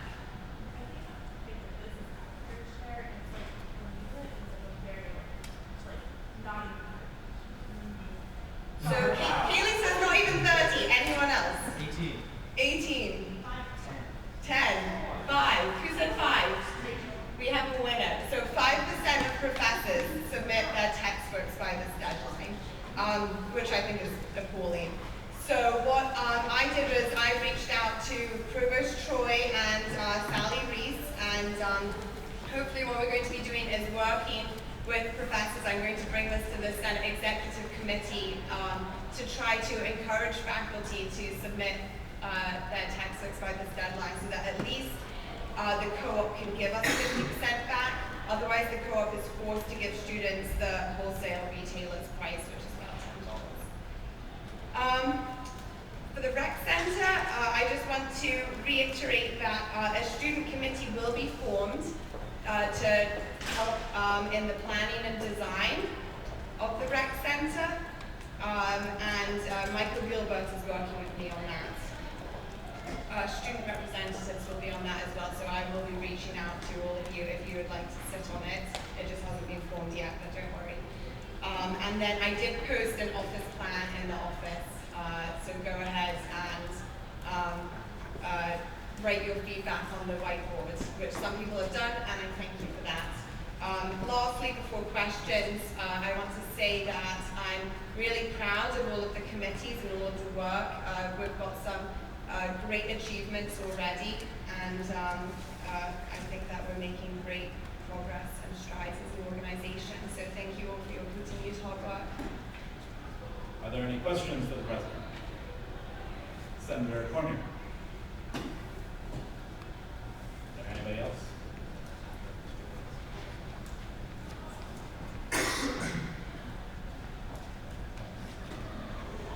About the deadline for professors to submit their books. In addition to talking to professors, what about attacking the problem from the other end and trying to convince people to extend the deadline? That's definitely something we could look at. Yes. Thank you. Next parliamentarian comment.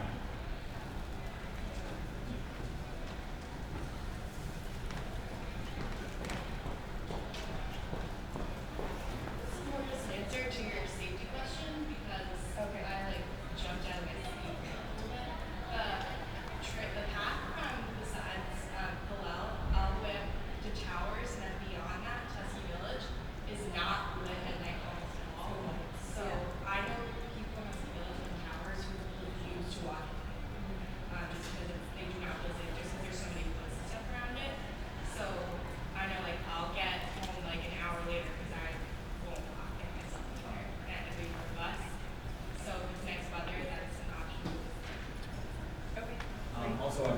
sure Ms. Himes might have an answer to that to some extent, so I'm going to give it to her if it's based off of that.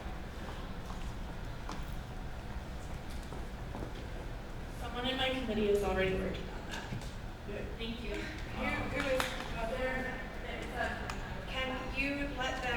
Can you send her or his name to me, because the Public Safety Advisory Committee is actually forming an ad hoc to look at physical hazards and things, and they're looking at lighting, so I can move them in. Thank you. Then Senator Bergman.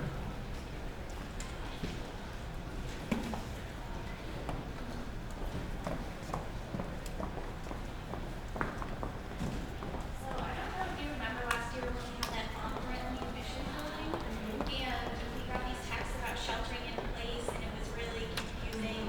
And the information, most people didn't actually know what shelter in place meant.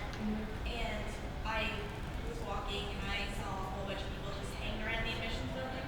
So I think they should work on maybe having some sort of safety procedures that everyone knows for different situations, because Sure, and that was brought up, you'll be happy to hear, by staff members, faculty, because they agreed at the Public Safety Advisory Committee I'm on, which is separate from this, but that was also brought up, but I will reiterate it tomorrow.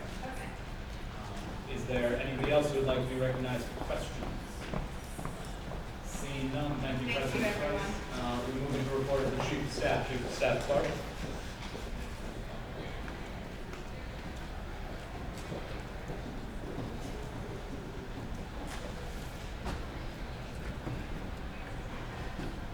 Okay, so I just want to thank everybody that signed up for Barker Beer and came and helped.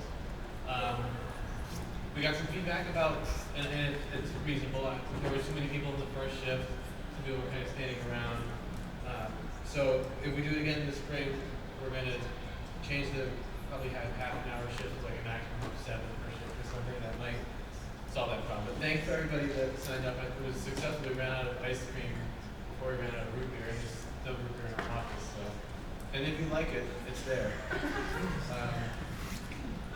The P&O committee, the Promotions and Outreach Committee, chaired by John Myers, who's here tonight, has tabulated the results of the surveys. We put them into an Excel sheet, and he's going to be talking about them in caucus next week. Also, a couple things about the P&O committee. They're planning a town hall. He asked me to just mention that they're planning a town hall. The date is to be determined, and so is the place. But just have it on the back burner in your mind, so that when we ask for people to volunteer, that senators to be there to reach out to constituents, you have like, oh, I've heard about that, I'll do it. So that's coming. I think it's not being McMahon, because I think that's a place where people will show up. We don't. And lastly, I'm going to plug the P&O committee for John. We need committed members for that committee. We've had a problem. It's been pretty much the only stable members of it has been John, me, and Emma Romano, who's the public relations director for USG. So we need people who aren't already involved in the process of promotions and outreach to come. I know a couple of people came last week. I hope they're going to come again this week.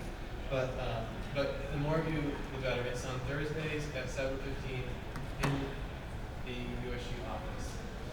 Did you have a question? That's not. It's okay. Yeah. It's Thursdays at 7:15 in the USG office. We're really the SOC. Okay. Next thing, the logo contest. I don't know if anyone remembers that I mentioned we're trying to do the logo contest, and we have had 3 submissions. But the more the merrier. So if you want to be involved in that, the guidelines are it just has to include the flame motif somehow. And other than that, you can be creative. So email, if you can either draw it and scan it or make it on a computer, email it to me. Let's say before the end of the day on Friday. After Friday, it's closed, and we're going to take 3 submissions we have as the only submissions. But I think the more the better. So if you're thinking about doing it, please do. My email is chiefofstaff@usg.edu. The corn maze. We did try to plan a corn maze event for last weekend. We canceled it because there was 8 people signed up. Really doesn't make sense to charter a bus for 8 people, so we canceled it. So the next time we have something, maybe if you have feedback, is that an event that you just weren't interested in, Did you have scheduling conflicts because it wasn't planned far enough in advance? These are all things that I would like to know. Or, is it just a boring thing? So if you have feedback on that, I would appreciate your feedback. Again, email me. I don't know if there's going to be another event like that this semester besides the dinner, which we're trying to plan for the fall. There's a banquet in the spring. In the fall, we're just trying to do a dinner. We looked at getting a restaurant. Unfortunately, for such a large group, most restaurants don't want, especially on the weekends, because they'd rather have paying customers, like they buy alcohol, because they make most money on alcohol. But we're still looking at venues. We're looking at the Alumni Center now, so keep this also on the back burner. I think November 15th is the day we're aiming for, so try to keep late in the day on the 15th, probably like 2 hours. It's not going to be a long thing, just a dinner, and that's probably it. The Alumni Center is right on campus, so it'll be convenient as well. So keep that.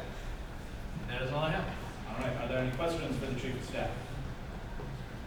Seeing none, we move into a report of the legislature, which is Kevin.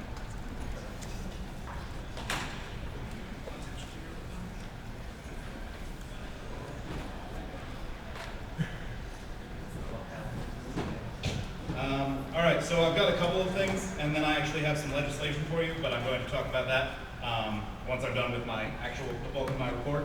Actually, the first thing that I wanted to say, because I don't think that anybody's really addressed this, and I don't think I've ever said this up here before, but I just wanted to point out, as much crap as I think I give him, as much as I banter with him, Justin Clark has been doing so much tremendous work for USG and the organization, and over the past 2 years, as much nonsense as we've thrown at him, and as sassy as we've been towards him, he always, every single time, gets up and says what he believes in.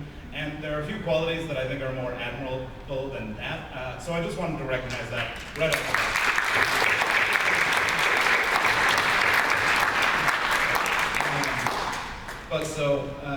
Next, with just what I've been up to lately, I've been trying to meet with, myself and Connor have been trying to set up meetings with every member of the Senate.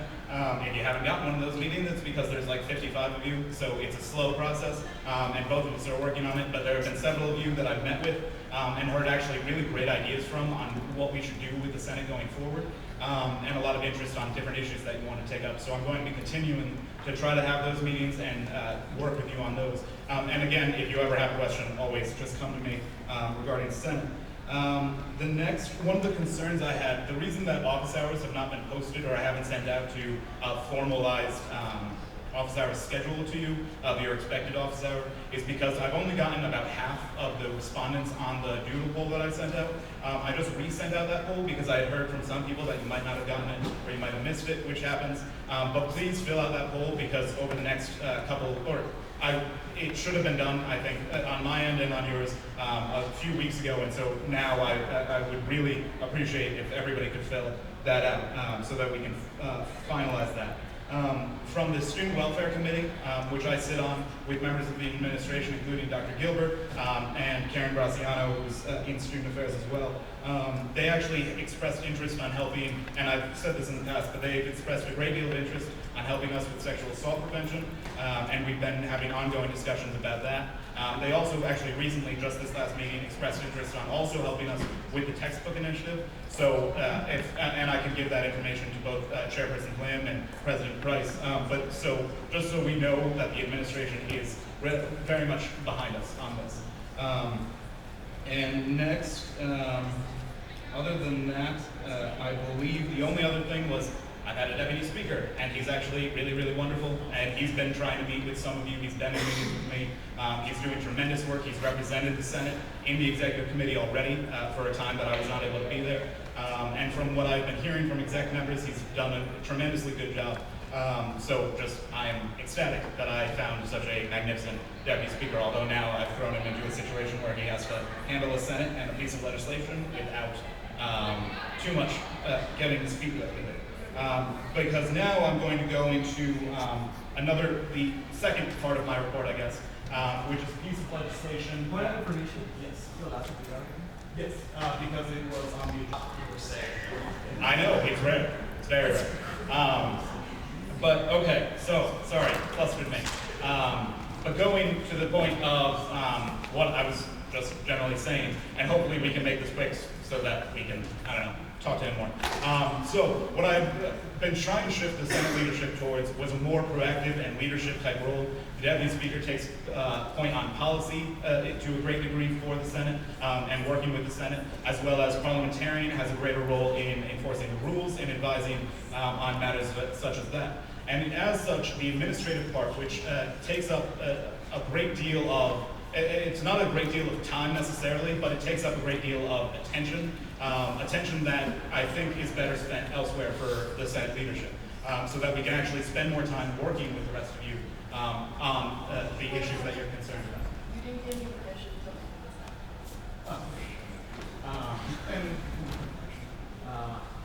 Well, okay, so I'm going to read the legislation that I have. You just need to sign it. Do I? Okay. Pause.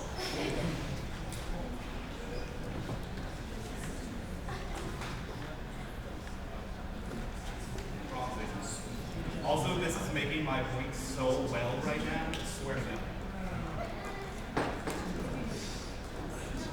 Okay, so, yeah, basically,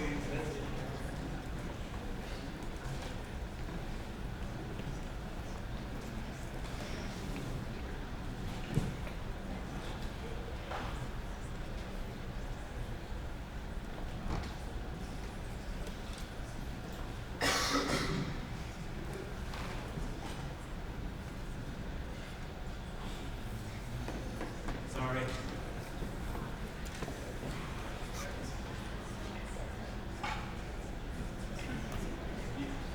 All right, so what I've been, and the reason this wasn't sent out sooner was because the agenda had not been approved and there was some question as to this legislation amongst the executive committee.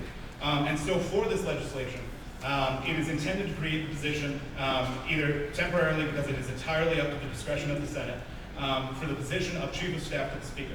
Now, I intend for this role, and who I would appoint, if this were to be passed by you and signed by the President, would be Senator Ng.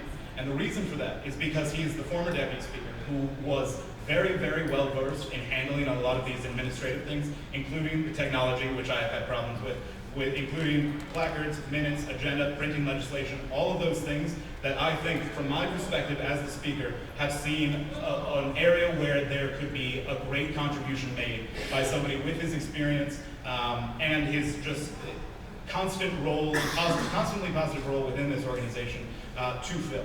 And so I'm asking, essentially, for the Senate to allow me to appoint him to this position.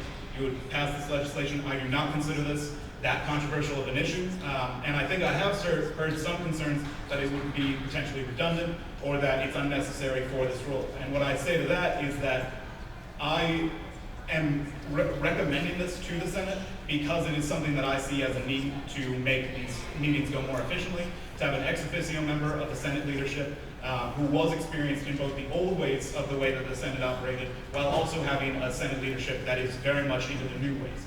So that we have a balance between those two things. And so I'm going to read this legislation, and then I'm going to move to enact it. I'd like to hear your thoughts on it, but if you are just okay with it, I would encourage you all to vote yes on this, because this is, again, a need that I have seen for the Senate and for myself. So, an act concerning the Senate administration. Whereas running an effective meeting of the undergraduate student government is of vital importance to both the organization and the student body. Whereas the administrative functions of the Senate leadership need regular attention and are a significant time commitment. Whereas the position of Speaker is often too time-consuming to fully address many of these administrative functions. Whereas the role of Deputy Speaker has shifted to one of active participation in the Senate and requires uninhibited attention to be paid to what is taking place in the Senate chamber. Whereas an experienced individual in the administration of Senate could be a tremendous asset to the Senate leadership and organization as a whole. Be it resolved that the Speaker of the Senate may appoint a Chief of Staff to fulfill the administrative functions of the Senate. Be it further resolved that the Chief of Staff to the Speaker will serve as an ex officio member of the Senate leadership. Be it finally resolved that the Chief of Staff to the Speaker will serve as an administrative officer within USG, as well as assist with any related tasks necessary to the execution of Senate meetings. I'm going to now move to enact this, but first I just want to remind you, if you do say pass this, And then we realized that, and if those arguments are brought up, that it is a redundant role and it is not necessary. You all have the power to repeal this legislation. So what I'm asking now is to have faith in the fact that I know what I'm doing relatively with this chamber in appointing a chief of staff to help with the administrative functions of Senate. So I move to enact an act concerning the Senate administration. Kevin's.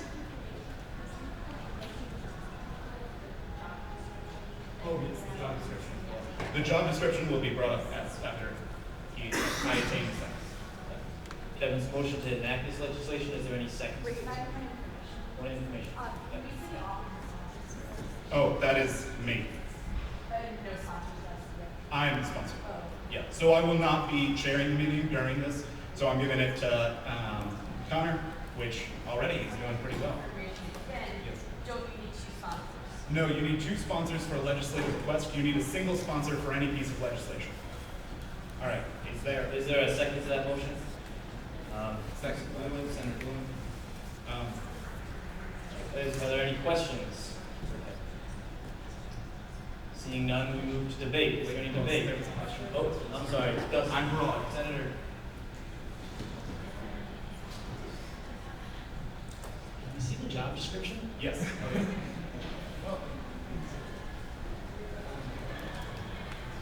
Also, in times such as these, which parliamentarian is occupied, as well as deputy speaker, as well as me, it's actually be extremely useful. Are there any other questions? Okay, seeing none, we move to debate. Wait. Do we have time for Yeah.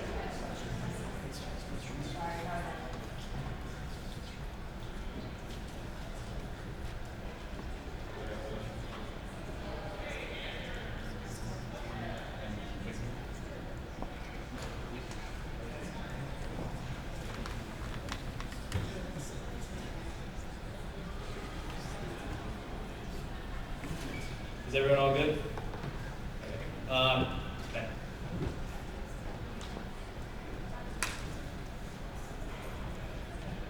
I was wondering if you could speak to, as well as the position description of the chief of staff to the Speaker of the Senate, what your and Connor's responsibilities would be after these tasks were delegated to a chief of staff to the Speaker.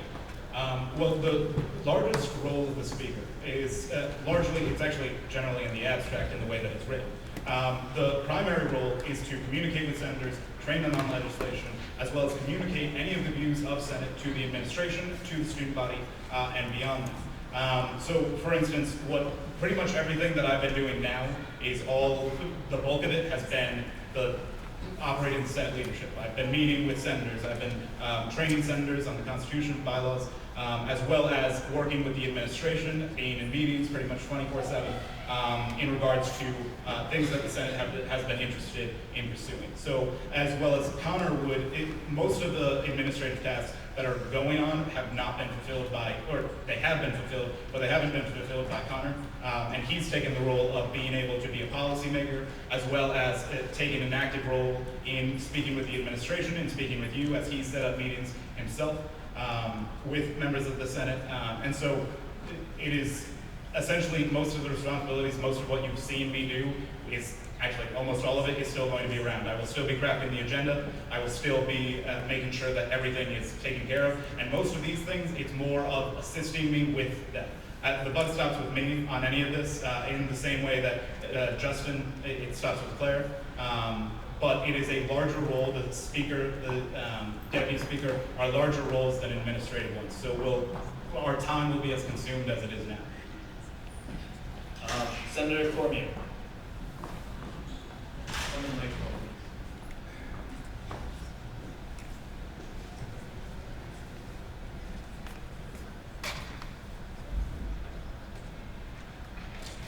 Exactly the question. I'd actually like to move we postpone this matter. That is out of order at this time. Can you wait till we go into debate? See, he's good already. There was next. Senator Wisniak? No. You, Senator LaVoy.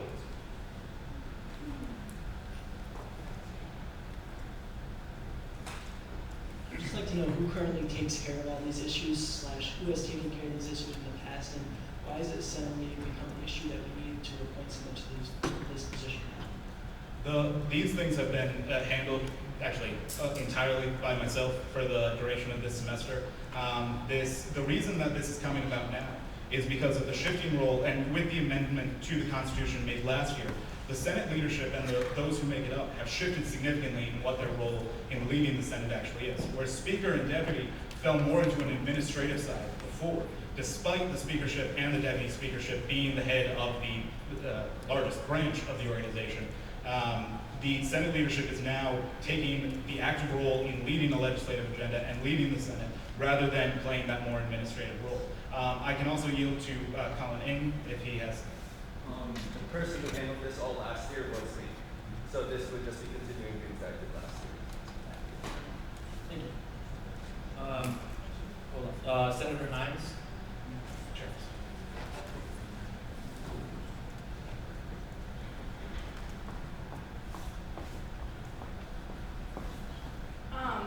This is, can I ask a question to Colin?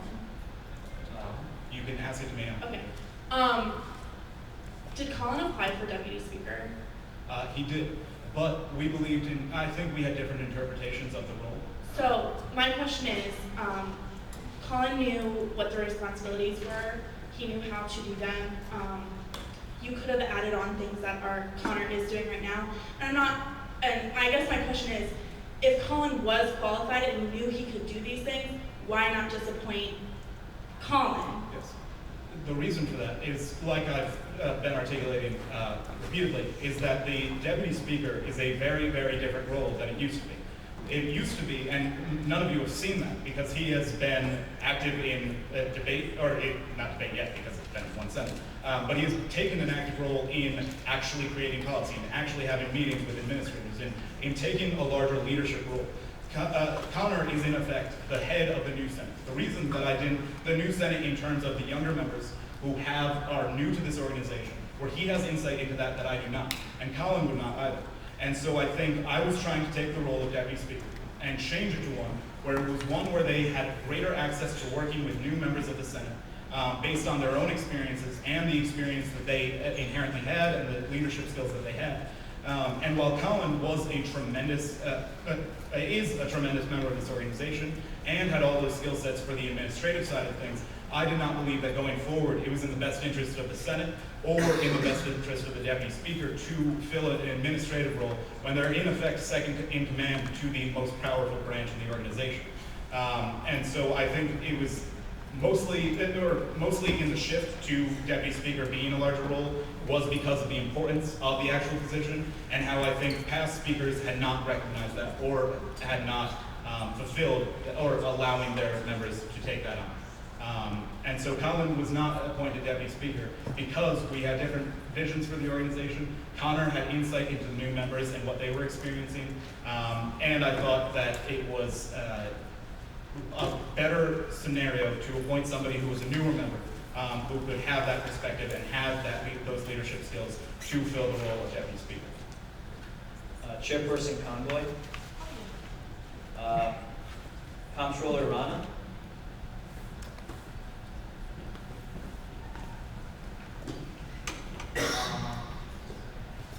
Just one question, or just a couple afterwards. Is there anyone else on the speakers list?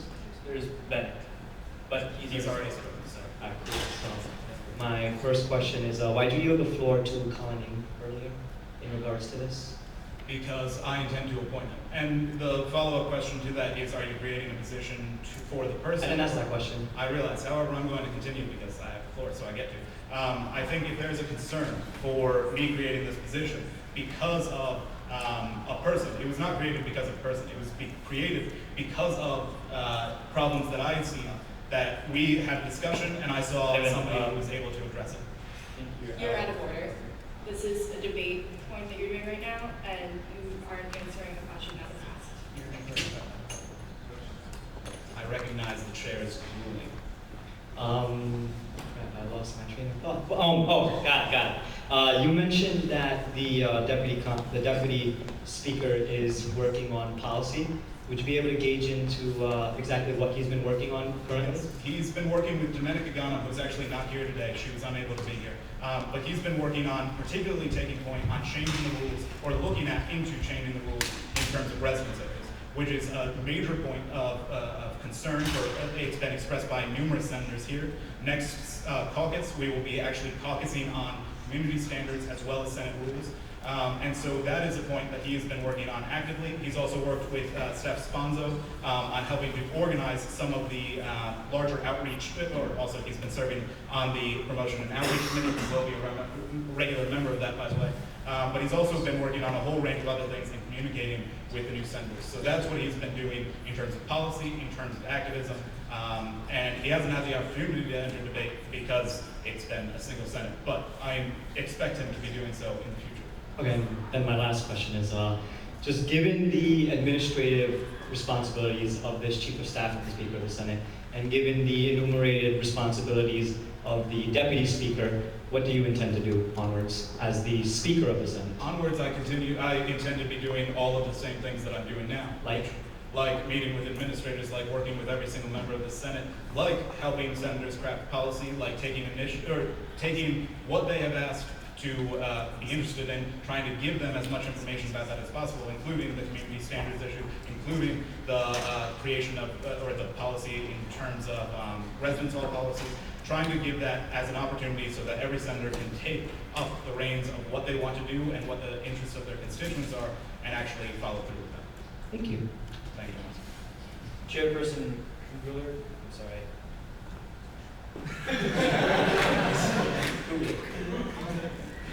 If you're not creating the position for a specific person, then as you started to go into with Senator Amy, then why is there no application process? Why is it being created with someone already in mind?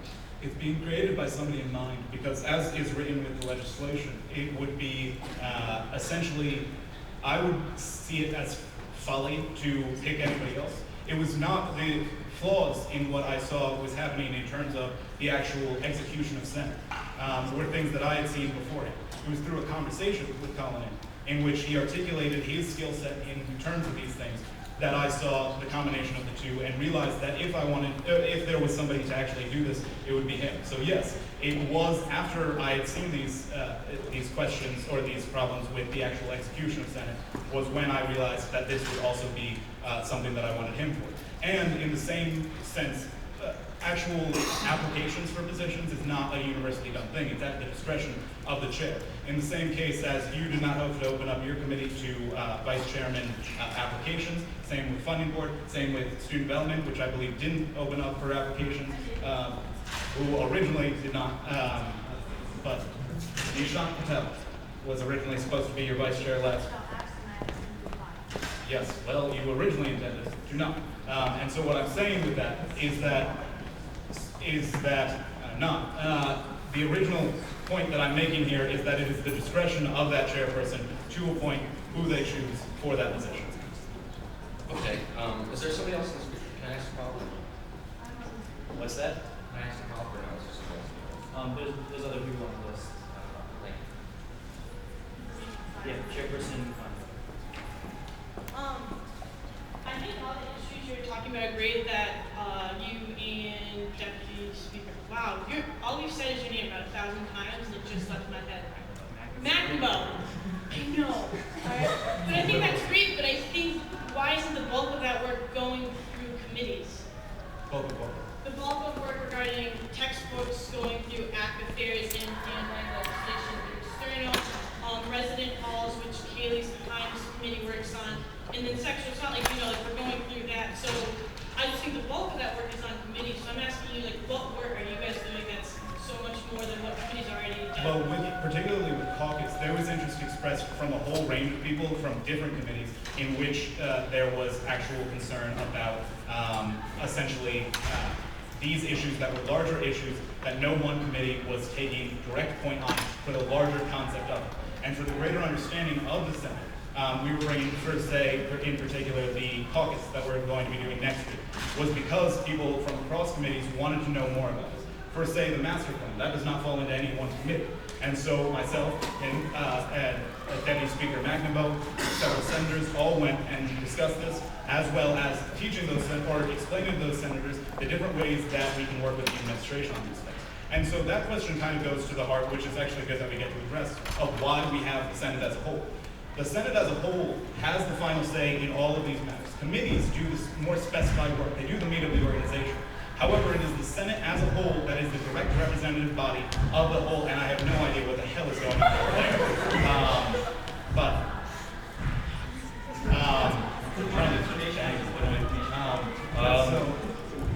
So to finish that, it's essentially that question more goes to the heart of why do we have a Senate, and the reason we have a Senate is because there are issues that are larger, or one, you get the final say in everything, and two, there are issues that are larger than any one piece of, that any one committee is interested in doing and working on.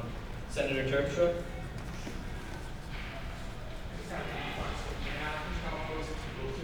But it seems like Deputy Speaker is doing a lot of work. And is it possible that maybe you've actually exceeded the scope of responsibilities that he's supposed to do, and he starts taking on projects that aren't necessarily within his official responsibilities? I don't, because when you actually look, if you look on the website and look at the official responsibilities, there's no actual set thing that you'll find other than the fact that they play an active and major role in facilitating the Senate and many other things like that. So with Deputy Speaker, I do not believe it is moving beyond the scope of what they are actually supposed to be doing. And I think it was a generally accepted thing, and I know a lot of you weren't around for past years, but in past years, people have, or especially in the dynamic between Senate and the Executive Committee, the Senate has been minimized. The Senate has been suggested that they are not the actual masters of their own reigns or whatever, in which the Senate is dictated to from the executive.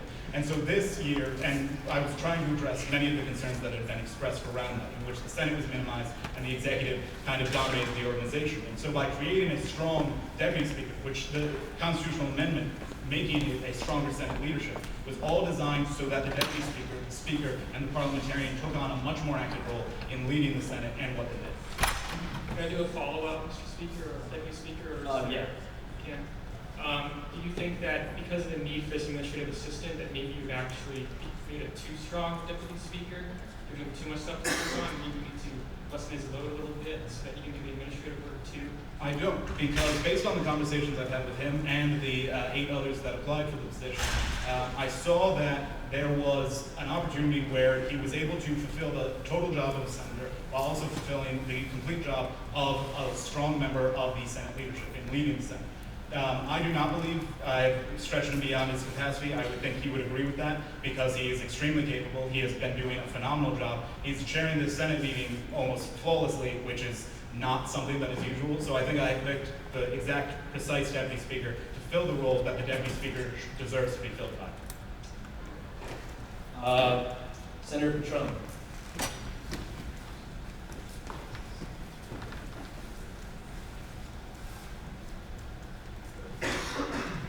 Yeah, this is just a question about sort of why you're doing this. Is this something that you see as a problem with the structure of the Senate leadership in USG? Or is this addressing a specific problem that you've seen with your specific administration this year? Is this something that you would expect to end at the end of the year if there's a new speaker next year? Or is this something that you think would be a useful thing to have as a sort of fundamental structural change to the Senate leadership? I think that is something that we actually just discussed in exec, and it's something that I think this is essentially the trial run for it. If there is a problem with it, then I think the Senate has the complete prerogative to repeal it. It is very easy for you to say, we don't believe this is working anymore. However, I think it's an opportunity, and this has actually been expressed by Comptroller Rana as well, to have another member of that Senate leadership structure in which they are able to fulfill a whole lot more of the administrative responsibilities so that the rest of the Senate leadership is able to more actively move forward. So I think this is a trial run. If we see it as not necessary, if you in a week's time say this is not something that is making the flow of Senate better, then it is entirely within your rights to repeal it. And if you say in a couple weeks from now, in months from now, that this is something that we absolutely should have and should need, which I believe it will be, then I think it is your prerogative again as the Senate to put this permanently in place. So again, this is meant to address problems that I've seen both now and in the past, as well as addressing the shifting nature of the Senate leadership, as well as something that is a temporary basis. Because when you pass legislation, for anybody who's confused about this, if you pass legislation, it is enacted for 2 years. And so after those 2 years, it expires inherently. And so it is something that the Senate will again have to look at and say, is this right for the Senate? Right now, I'm proposing this because I believe it is, and because I'm asking you to trust me as I'm your elected representative and have been running these meetings. And trust me, sitting in that chair is not easy while 40 different people are talking in your ear and 40 different people are trying to talk. So I'm saying this is something that I believe can help me and can help the Senate leadership going forward. So please allow me to do it now, and then in the future, if you don't believe it's right, if I don't believe it's right, we can change it. Senator Perez.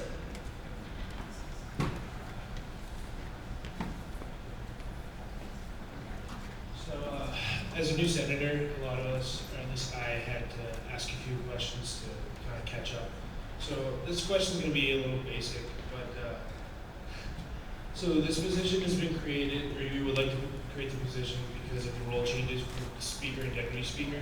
So just at a basic level, do you feel that these role changes have created a lot more work than you would anticipate, and you kind of feel swamped, that you could use the extra position to kind of help, to help you out and to make sure everything's being done more smoothly, that you could honestly just use a helping hand? Is that how you feel about it, or is there another type of motivation? I think it's that very, and let me just put some more articulation to that. I think with the greater role that the Speaker and the Senate leadership has taken on, it is the administrative side of things is more of an external pressure that could be alleviated by other channels, like having a chief of staff to the Speaker. And so that is where I think a lot of it comes from, and it also, again, primarily motivated by the fact that the Senate leadership is taking a new direction with what it should be doing. And so this is meant to address the fact that, hey, these problems are still arising, and so I believe there are channels that we could be fixing those, which is outside of the current structure that I see as functioning. And for a particular example, in terms of the concerns that I've had, particularly, this is actually probably the largest one, which when I ran for Speaker, I said I would be doing everything I could to start Senate on time.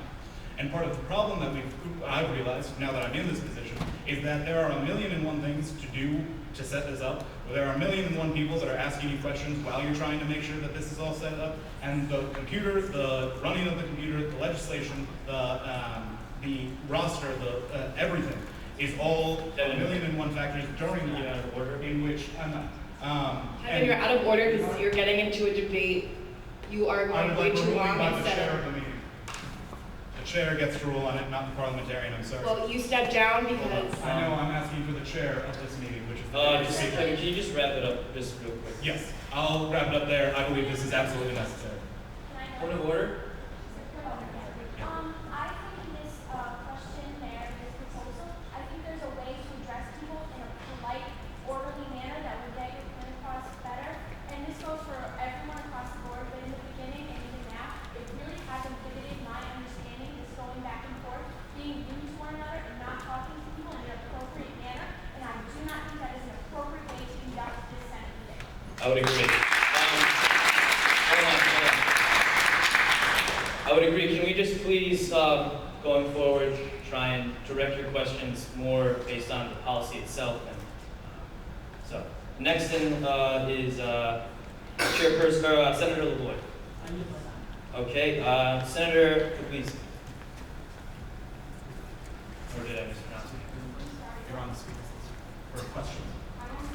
Yes. No, this was earlier. You raised your placard before, I believe. Was that for a point of privilege? I'm sorry. Okay. Do you yield? Okay. Senator Cormier. Did you also raise your placard? Not a question. Okay, we're not in debate yet. So, Senator Sponzo.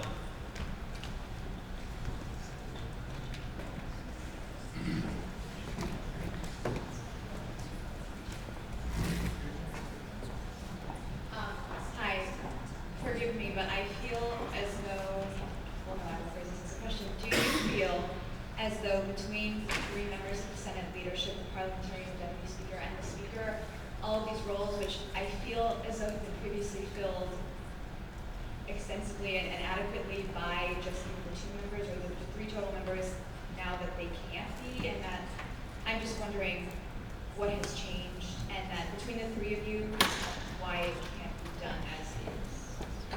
And so this goes back to, again, the shifting role of the Senate leadership. I think one of the biggest things is that neither the speaker, parliamentarian, nor deputy speaker really has any, it's not clearly defined where these responsibilities fall. And in the past, they have all been pushed onto the deputy speaker, which prevents them from actually taking a leadership role in the organization. And so that's where the largest part of this shift is coming from, with a more active deputy speaker and with a more active speaker in and of themselves. And I also cannot say the parliamentarian is not under my purview to do anything.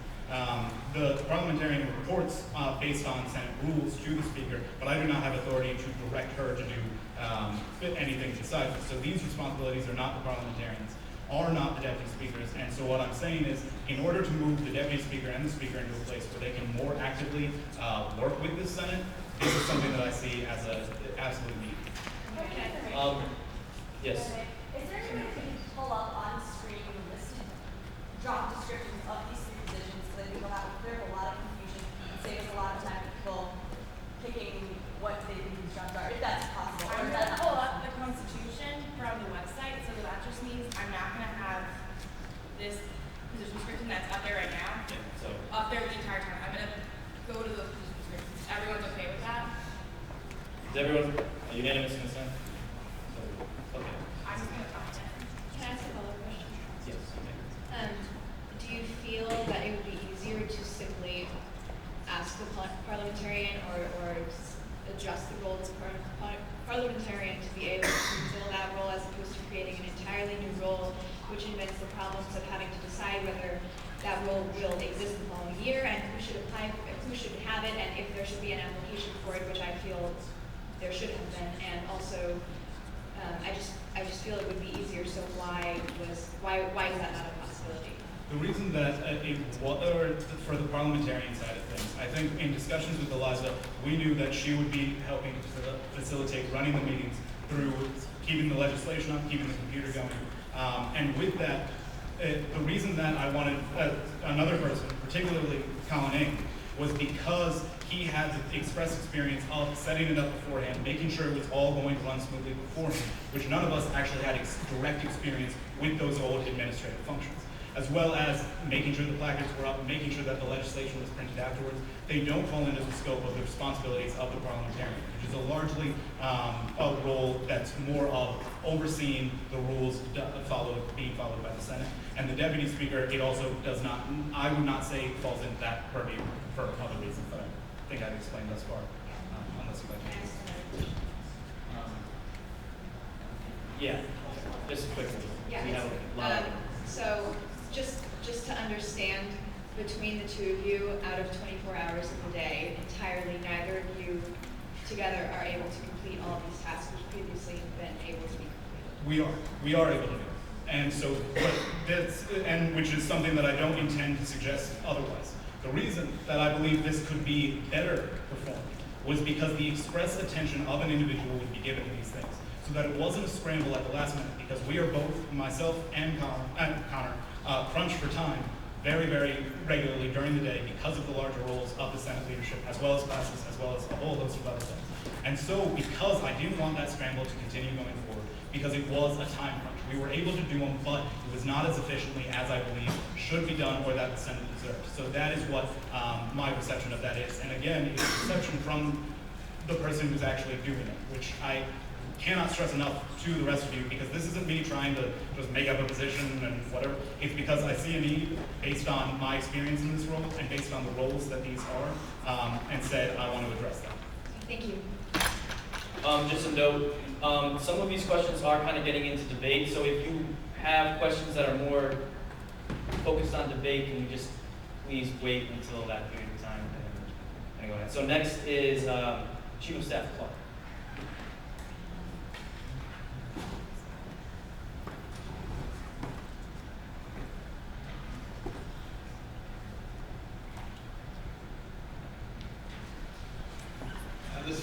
may no longer be relevant just because you expressed your thought process. But my question was, how can the pre-Senate administration interfere with the deputy speaker's ability to co-chair the Senate meeting during the Senate?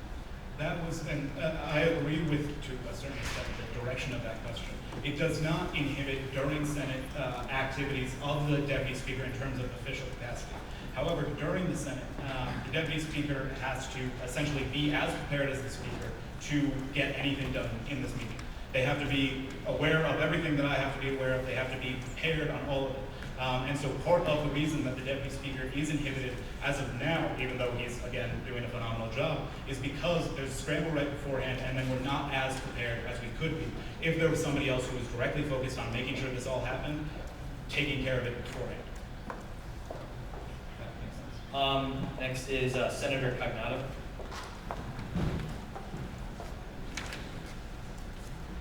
Press on time, so I'm just, as a quick clarification question. I would ask whether the direction of this proposal is to move the current duties of the speaker and the deputy speaker, or to object to the speaker and the deputy speaker having filled these roles that you believe are not supposed to be part of the role. Which of the two would you say that it is? I think it ultimately falls under a larger scope of the role of the Senate leadership. That's what these things are. So they are the responsibility and the prerogative of, or the responsibilities of the Senate leadership to take care of.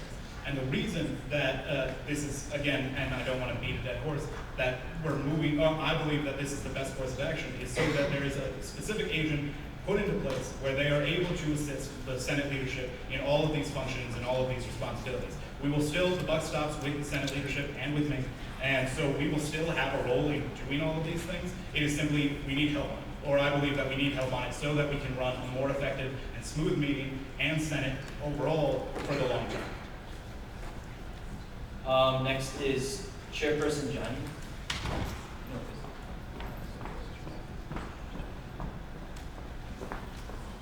Speaker, just to clarify, you have spoken to the parliamentarian about this and whether or not she can fulfill some of the roles that you have in the position description. I spoke with the parliamentarian, I spoke before this meeting and I spoke later on, and I heard some of her concerns of it being redundant and her believing that it might be questionable.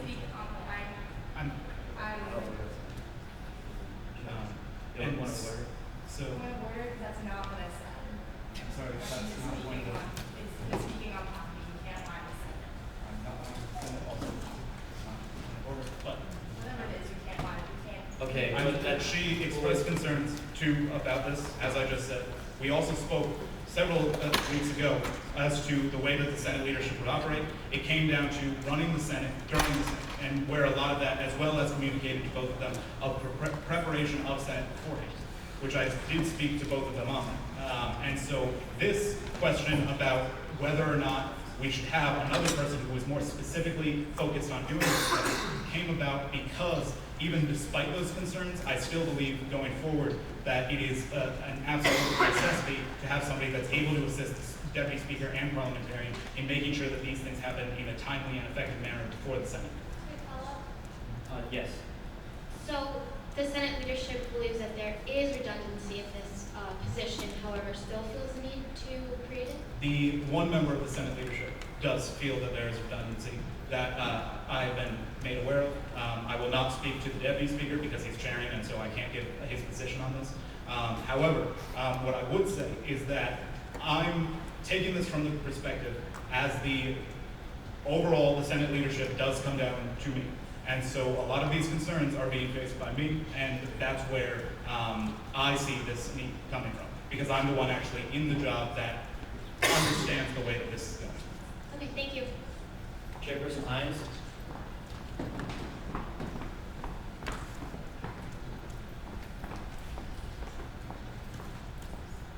Would you by any chance be willing to yield the floor to the parliamentarian so that we can hear what she had to say about this from her own mouth? Yes.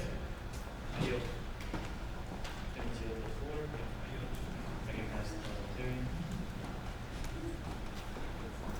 Okay. Sorry for my introduction. I just feel really uncomfortable when people word things in a way that I did not say. So, okay. my point on, so my, wait, I'm sorry.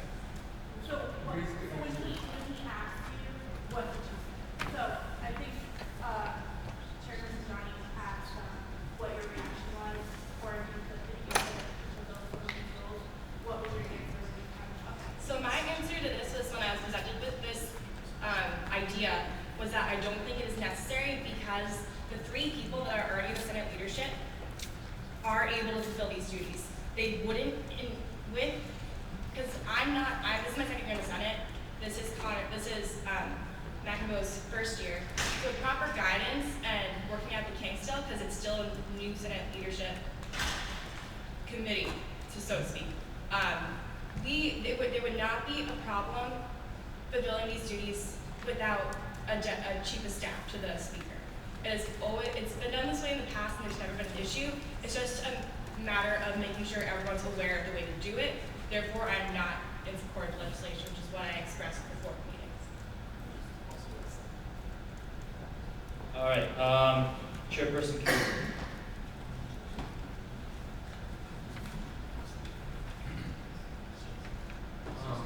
Is it allowed, is Connor allowed to yield the floor to Eliza, a parliamentarian, so he can give his point of view on this? So he can Yield the floor to someone? He can temporarily cede the chair for questions because he's not entering debate on it. Yes, he can cede the chair temporarily and resume it when he so chooses. Okay, I'll leave that. Can you yield the chair?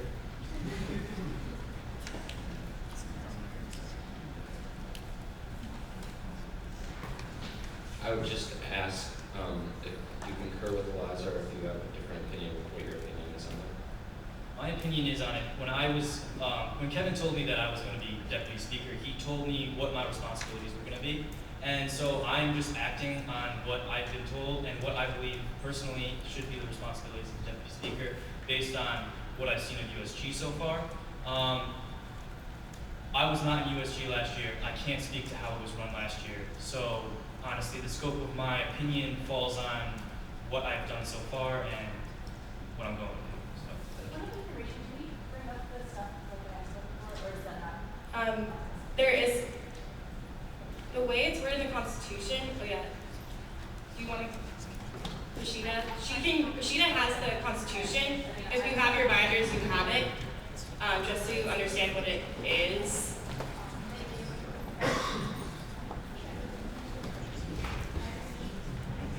Please.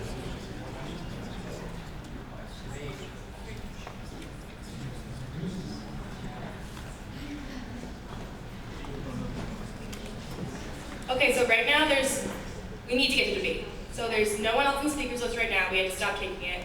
So I'm yielding back to Connor. So now we are going to move to debate. First on the speakers list is Comptroller Rana, so we recognize.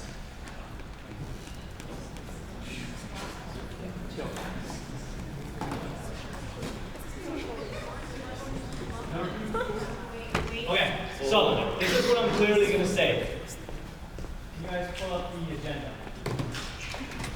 This was presented during report of the Speaker of the Senate. We still have report of judiciary. We still have committee reports.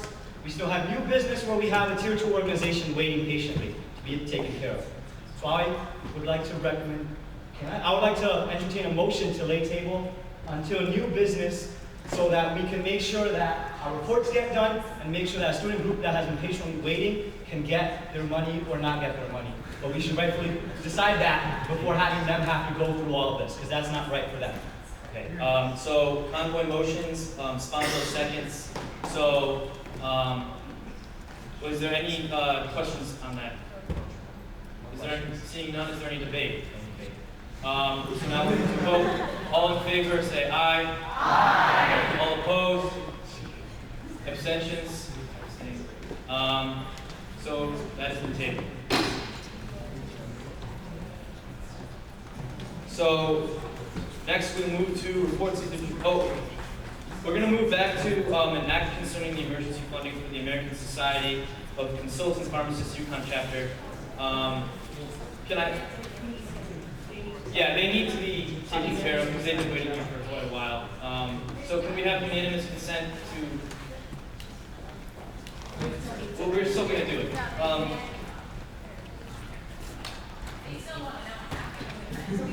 So we're still gonna do it. Can we have unanimous consent to take that off the table? Move it to the end. Okay. So can we have the sponsors of that bill come? And I'm going to yield back to them. There was a miscommunication between us and funding board. We never got the funding board suggestions. So don't think that the student group did anything wrong with what they applied for and the money regarding travel. That has all gone to the funding board. It was approved and this is going to be the recommendation.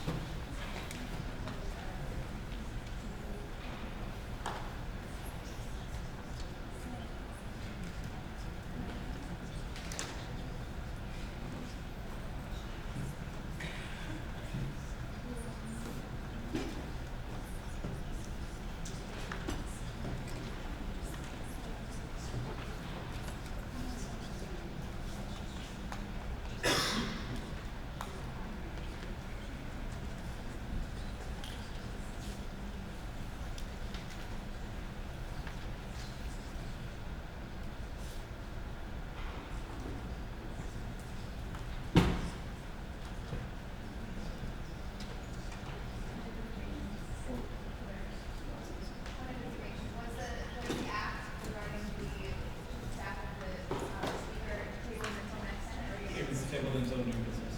Okay, sorry.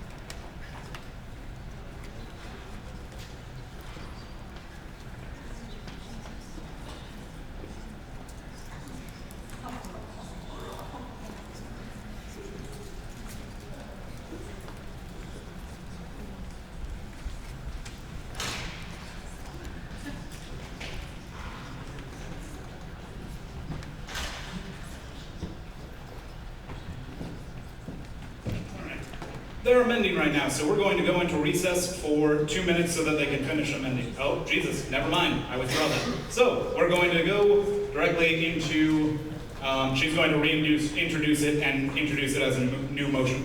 Alright, just so you guys know, we included the 75% in these numbers, so don't think that the body number is wrong. Whereas the undergraduate student government is charged with improving the experience of the student body through the funding of student initiatives. Whereas the American Society of Consulting Pharmacists Yukon chapter has requested funding for 8 of their members to attend the American Society of Consulting Pharmacists annual meeting in Orlando, Florida.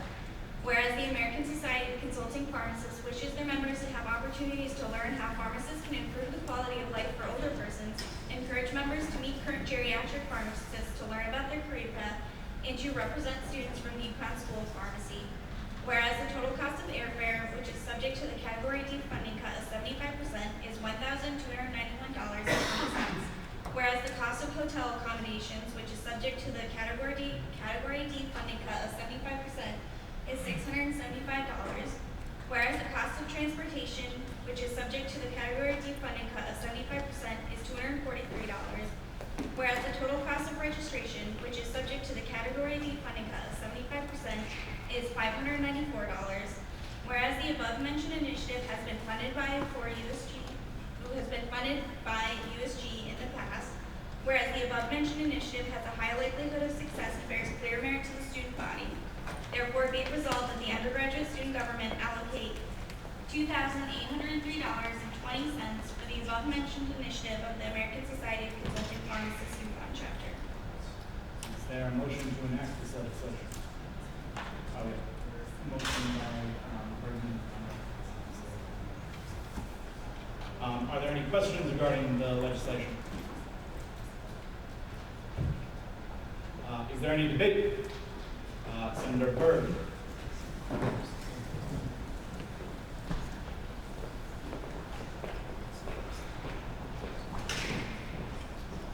First of all, I want the entire Senate to be aware that we don't fund events that involve networking. And that's within our funding legislation, our funding rules. And I'll read you the exact portion that it comes from. So it's from Part 3, which is eligibility and restrictions, Section 6, subsection L. This is things that are not funded by USG. Activities deemed solely or predominantly for career development of organization members. Which one, please?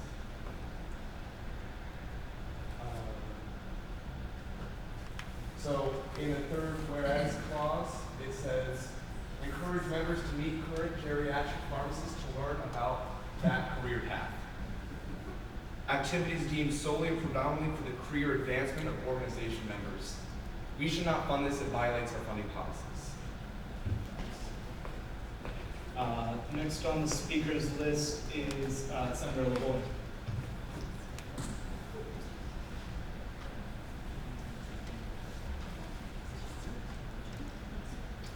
I would just love to reiterate the concerns of Senator Byrd that this does verge on the edge of being networking, as well as call the question whether it is benefiting the whole undergraduate student body, let alone this small selected group. I would just like to make sure you guys have those two things in mind.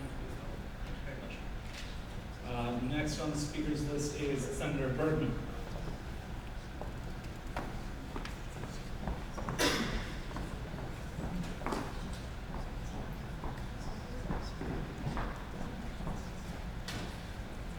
I would just like to say that I understand Senator Byrd's concern, and I would like to reiterate that it's not a networking event.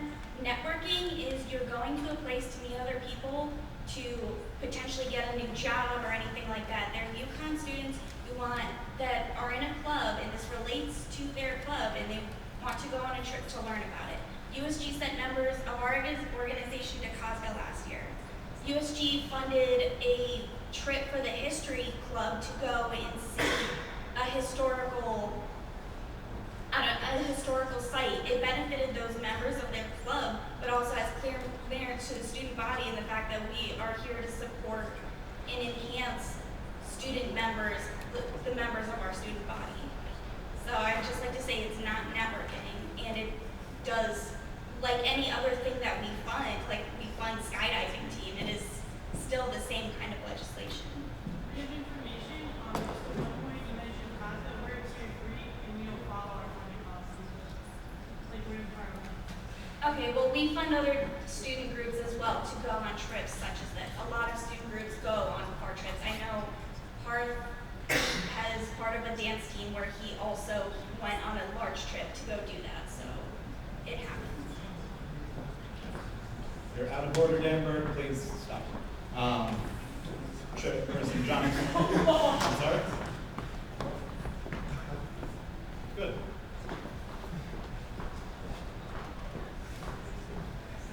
I mentioned at one of our earlier senates that I really do ask you guys to trust our recommendations.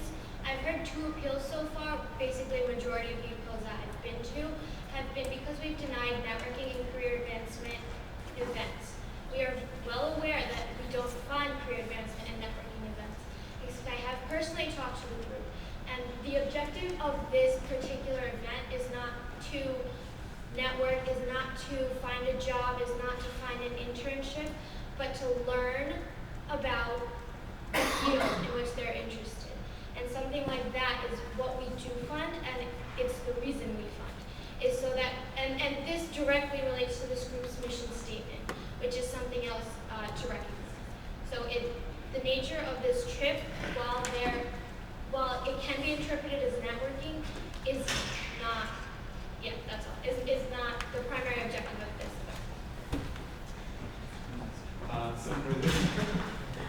yields. Senator Terpstra.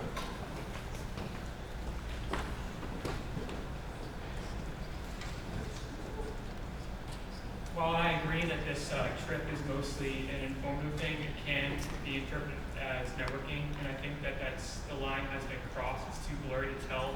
So just out of caution, we should warn against it. All right, next is Chairperson Hines.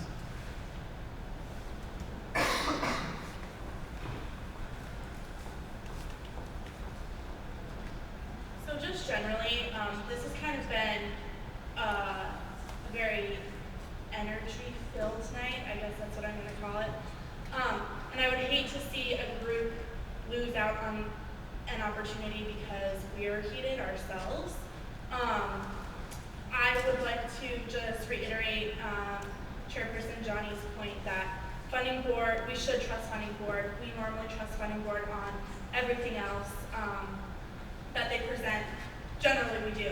And if she's up here saying that she agrees with it, she is way more well-versed than most of us in this room. I recognize that there are other people that are well-versed as well, but I would just like to say, don't let the energy of tonight affect a group's opportunity. Also, I would like to call the previous question. Is there a second to that motion? Senator Ng. Now, the previous question has been called, so we move directly into a vote on calling the previous question. We do not move directly into a vote on the legislation unless you call the previous question. So, and calling the previous question, just to reiterate, means to end debate on this motion. So, all those in favor of calling the previous question, please signify by saying aye. Aye. All opposed, please signify by saying nay. Nay. Any abstentions? Clearly passes. So now the previous question has been called, so we move directly into a vote on the motion at hand, which is an act concerning the funding of Is it too late to add an amendment to the bill? It is. Yes, debate has closed, so the bill cannot be amended. We're moving straight into a vote on an act concerning emergency funding for American Society of Consultant Pharmacists, Yukon chapter. So, all those in favor of enacting this legislation, please signify by saying aye. Aye. All opposed, please signify by saying nay. Nay.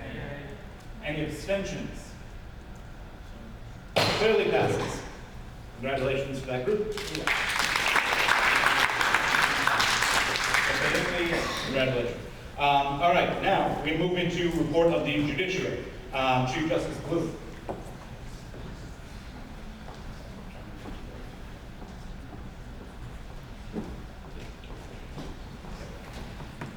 Hey guys. So on Friday, Deputy Chief Justice Stern and I met with Kathy Cox. She's the Director of Community Standards. And what we talked about is basically the overall procedures of a hearing in community standards. And we proposed a partnership between community standards and the judiciary. What we proposed was that members of the judiciary would sit on the hearing boards for violations of the student code. And she was very weary about that because there's several issues. First of all, students who are in violation of the code, they don't feel comfortable talking in front of other students. If the case did go to court, she doesn't want members of the judiciary having to defend their decision.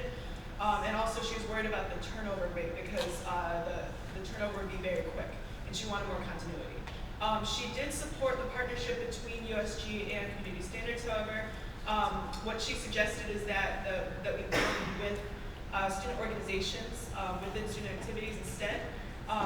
What happens with this is that if an organization is in violation of the student code, if there's hazing or something similar to that, it would go through community standards, but they would hand it off to student activities. So because this is a fairly new change, she suggested that we talk to Christine Wilson, the Director of Student Organizations, to propose the partnership and to see if she'd be willing to have the judiciary sit on the hearing board. So next week we're going to be meeting with Christine to propose this, and I'll keep you guys updated. Are there any questions for the Chief Justice? Seeing none, we move into committee reports. Ag Affairs and report of academic affairs, Chairperson Lim.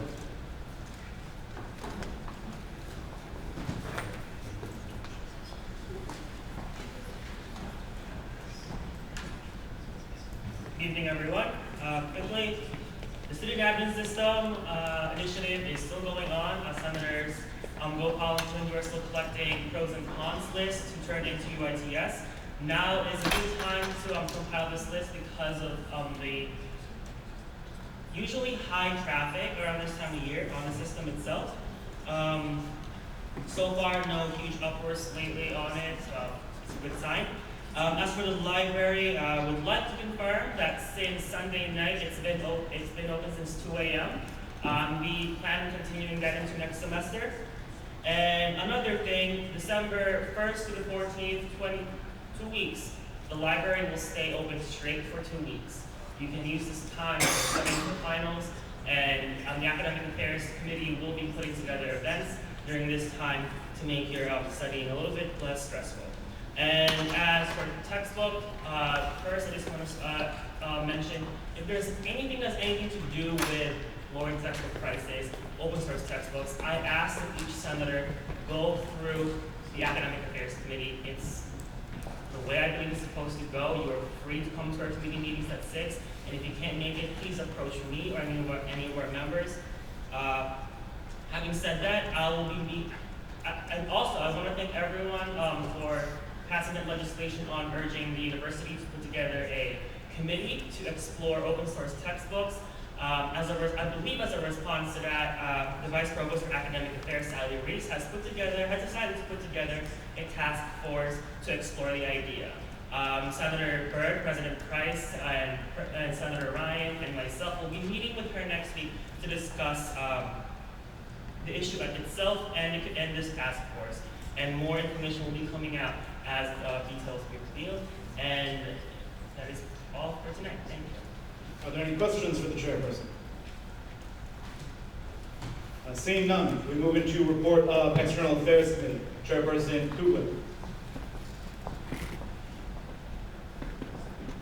Okay, the first thing is that Heather Summers, who's the Republican candidate for Lieutenant Governor, is going to be visiting UConn next Tuesday, October 28th.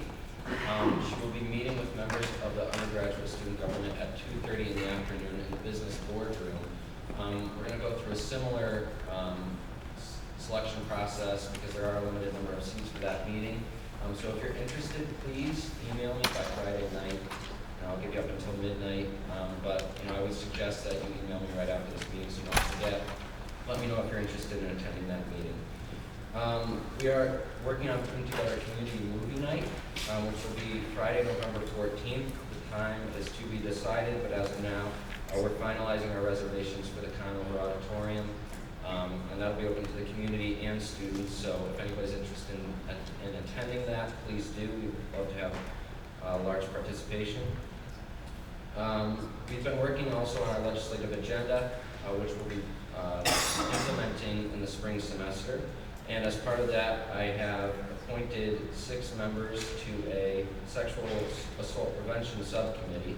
I want to first point out that student development, Chairperson Convoy, and her committee are taking lead on the sexual assault prevention issue, but on topics that pertain to the state legislature, we want to make sure that we're doing what we can. So I've appointed this subcommittee. They will be discussing 4 plans, and just coming up with a list of pros and cons in those plans, not making any decisions, but doing in-depth research on these topics to bring back to the External Affairs Committee so we can have a clear direction moving forward. The last thing is that we are going to be tabling for a ballot initiative that will be on the ballot in Mansfield, specifically on Election Day. We're not tabling, encouraging people to vote either way. We just want to make people aware that this is on the ballot, since many of our students at UConn are registered to vote in Mansfield. And we'll be side by side with Concord, where their organization is doing Get Out the Vote Out. Are there any questions for the chairperson? Seeing none, we move into a report of the funding board. Chairperson Johnny.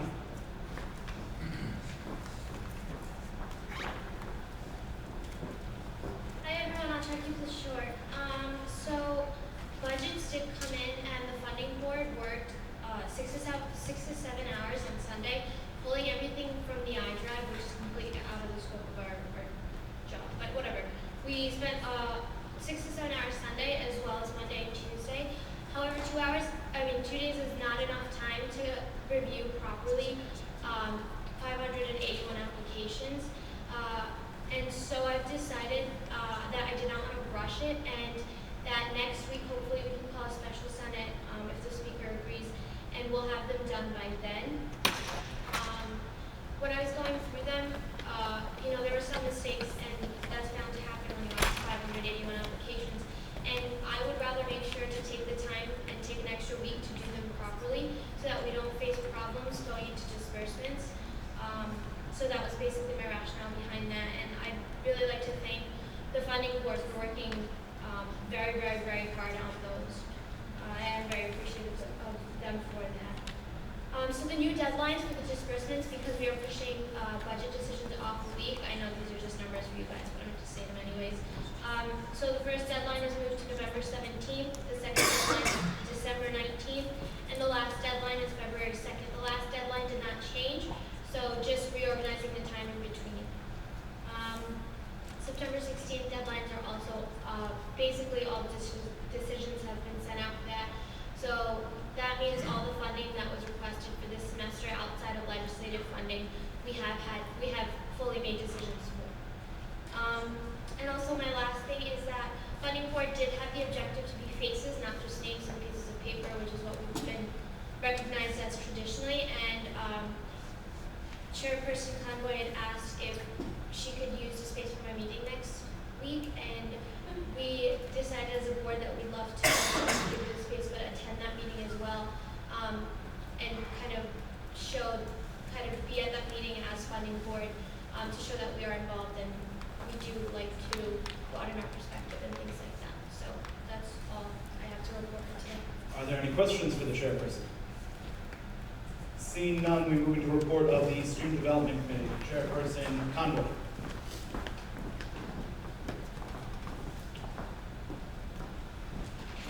So there's a lot going on in my committee right now.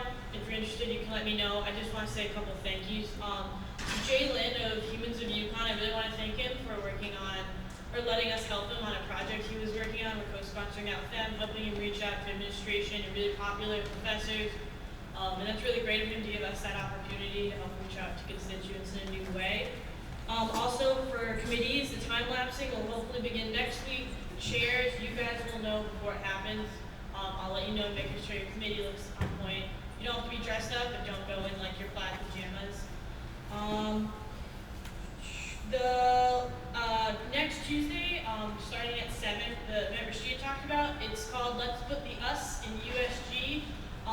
Sad to say, most of you guys are not invited. You're going to see flyers everywhere because I want groups that go and interact with us that are from specifically the cultural centers, like the Rainbow Center, the Women's Center, ASAC, AAC, PERLAC, and also the Veterans. Is it called the Center or? The Veterans Association. They are all invited, so and they have groups within them that come to our office regularly, and I want them to see the flyers posted everywhere. If you are really interested in coming and interacting with them, it's going to be a laid-back soiree in the SOC. I'm inviting them down, having some food, literally just talking to them. Because, formal interactions aren't always the best way to get people's true thoughts on things, and I truly believe that. So I'm going to put food in their bellies and then ask them all the hard-hitting questions. As much as see the flyers, if you are really interested in going, you don't have to unless you're in my committee. It will be an unexcused absence. Unless you already told me prior. Another thing, my committee is using their office hour this week to ask students what they think about our Celeron Path rebranding, what they think we should do with it, what potential name is, because actually, thanks to the Daily Campus's article, we finally got the idea out there, and we got to see what people thought, and now we took it back. They didn't like the idea, which is perfectly fine because it was a test run, but we got to see the feedback. So that's really exciting to move forward with that. A lot of administrators are contacting me about it. A lot of different student groups are contacting us about it. And Dominica's doing a great job. Kevin was there with us. We had a meeting with some groups, and we spoke to them. So that is great. Also, this is kind of not on my committee, but I've been talking to a lot of senators. We have the most active Senate from what I hear in years, and that's phenomenal. But don't ever put your academics on the back burner. There's been a few people where you guys have been kicking ass in the Senate. I'm sorry, I'm gonna swear because you're just that awesome. Oh, wow. Thank you. But I don't want you guys to all be gone next semester because you flunked out of school. So if you ever feel that this is like you're taking on a lot, don't be afraid to talk to your committee chair and ask them about a couple of unexcused absences, or talk to Kevin about caucus or Senate or leaving early. Like, you're a student first, and USG should be, you know, a high priority, but it's not your only priority, and as executive we see that. So I don't want you guys to ever feel the pressure to put this above anything else. That's my Are there any questions for the chairperson? Also, I'm going to comment because I'm allowed to right now. I, last year, went on academic probation because I committed too much time to this organization. I then corrected it because I realized, hey, there is a balance that you need to stress. So everything she's saying is exactly right, and if you ever come talk to me, I will make sure that you are taken care of. So do not worry about that. So any questions for the chairperson? Seeing none, we move to report of Student Services Committee. Chairperson Hines.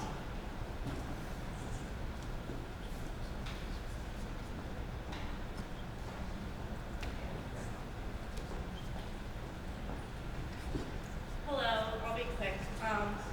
Parking, so as you know, I have different subcommittees within my committee. Parking right now, we'll be doing a do's and don'ts event.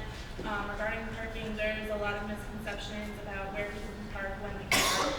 So keep an eye out for that. It's gonna be a really cool event. You'll see why when it happens. We're working on getting the North Laundry Room open 24/7, which should be happening fairly soon.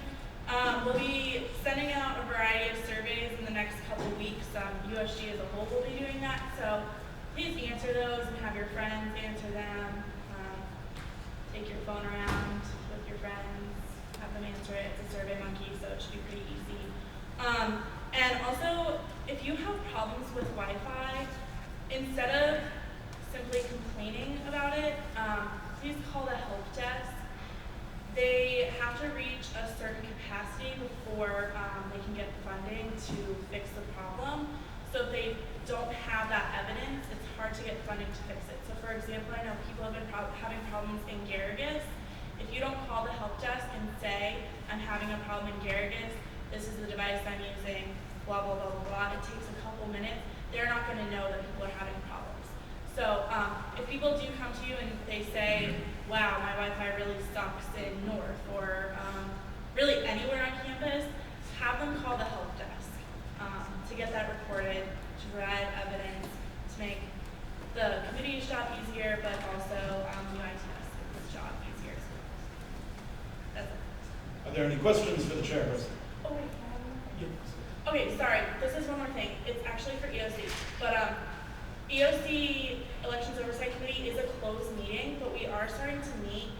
So if you have suggestions for us that you would like to see in the elections policies, you can submit a written report, written suggestion that we'll open and talk about in committee. So please, if you have anything at all that you would like us to look at, please submit that to eoc@usg.uconn.edu.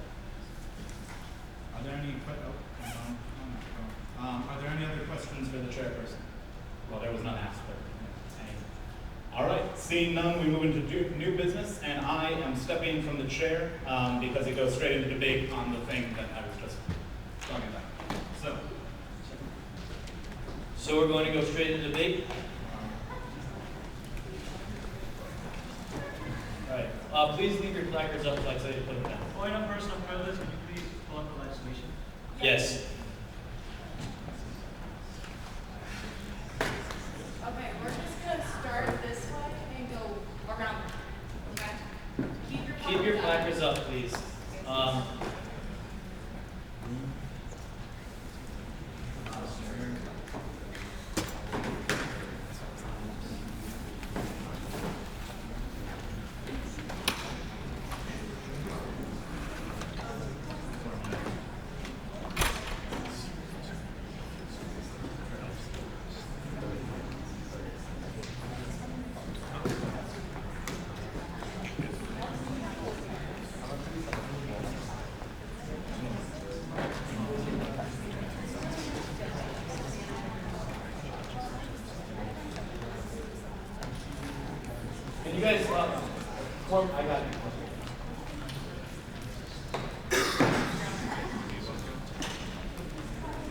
going to begin now.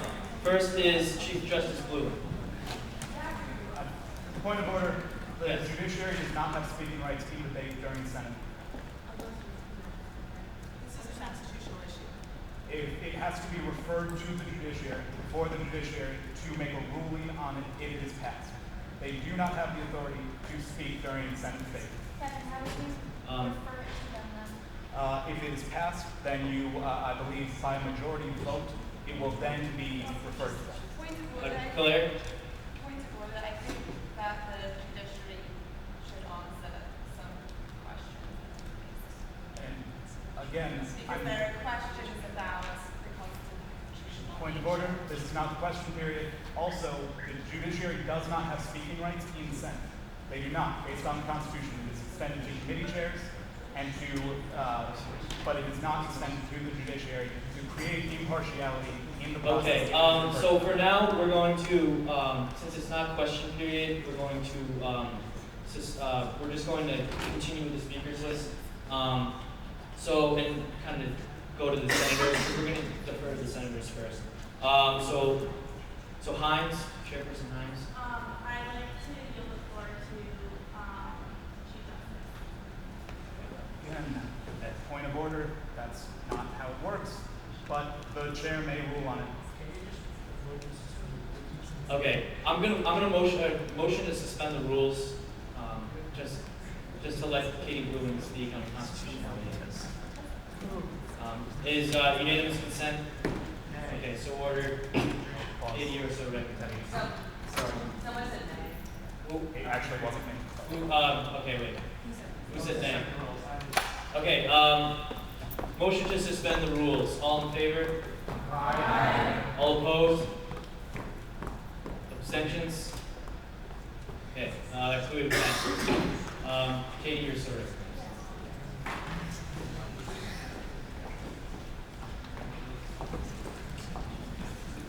Okay, just to clear this up, the entire judiciary and I, we looked at the Constitution, and according to Article 4, Section 2, which is powers and functions of the Senate leadership, it says the Senate leadership is responsible for carrying out daily functions of the Senate. The judiciary and I believe that administrative things like placards, like setting up the laptop, like other things along whatever the description says, that falls under daily functions of the Senate. Therefore, the parliamentarian and the deputy speaker and the speaker would be responsible for this. There's no need to create another position because it explicitly says in the Constitution that these are the duties of the Senate. I'm sorry, Katie, I thought we were going to speak simply the constitutionality of this, so we're going to say you speak for the entire judiciary, so Stern and Fowler, I'm sorry, Katie pointed out the constitutionality. Motion to reinstate the rules. Unanimous consent? Okay, so ordered.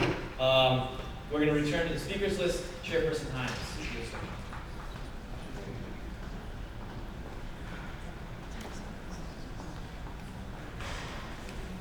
So there are a couple of points I want to make before this gets too heated.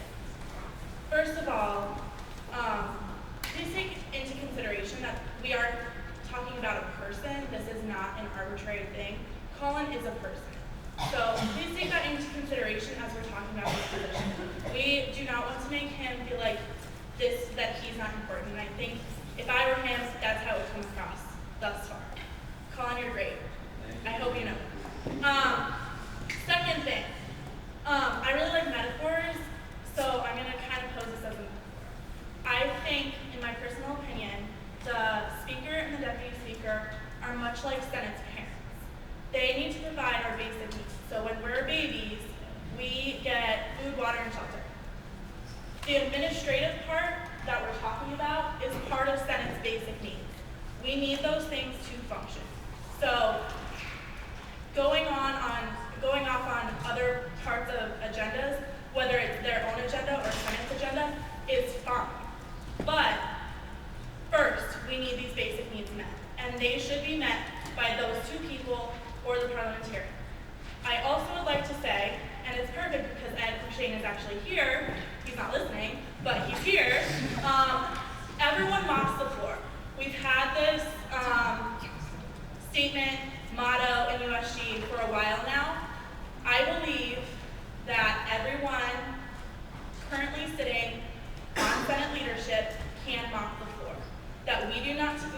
in another person to mop the floor. There are 3 mops and plenty of people to mop the floor as it is. Whether or not you want to mop the floor is another question. Can you mop the floor as it stands? Yes. I think that if there's not enough time, that could be an argument. You don't have time to mop the floor, work on time management. Meet our basic needs before you go on and add someone else to go and do things such as like vacation. I don't know. Chairperson Convoy.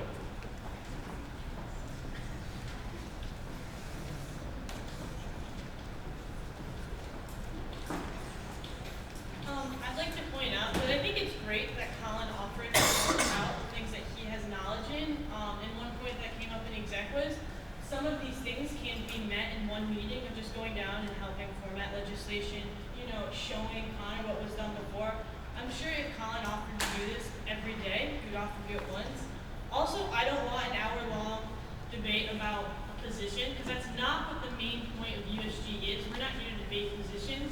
What I think this is kind of turning into, and whoever comes up here next can argue with me not, it's coming into, do we want a Senate leadership that provides those basic needs, or do you want Senate leadership that goes above and beyond, reaches into committees, grabs things, brings legislation to you? So when you're voting on this, when you're debating, think about what Senate leadership means to you as a senator. Would you like to be taking on those tasks? Would you like them to lead you more in it, or would you like to take more of the initiative into it and leave them to bring a box of placards up here, leave them to focus more on creating an agenda that exactly can improve on Monday? Would you like them to be able to focus to get those basic things done and then help you in the other points? Or would you like them to go above and beyond? Because I'm not saying what they're not doing is great, but I'm saying, is that what Senate wants? Because what I'm hearing by a lot of those questions is that's not necessarily what the Senate wants and needs. So I just want you to consider that going forward. Just going forward, if you guys are going to repeat what's already been said, just yield the time. So next, Senator LaWood.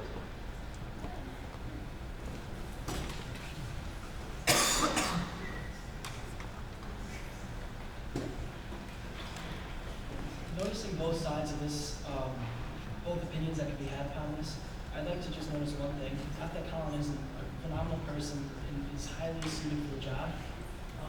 Moving forward, this position looks like it's something that could be continued if it were to be passed. I understand that it is something that we want to revisit and relook at.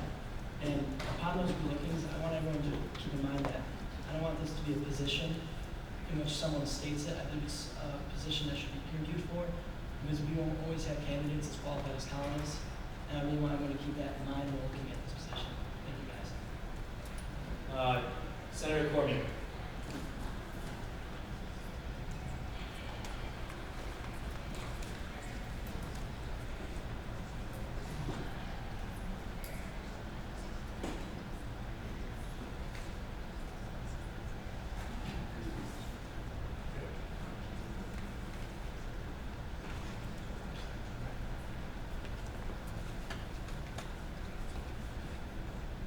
Mr. Speaker, earlier you mentioned that the Senate has passed this legislation on the basis of trust.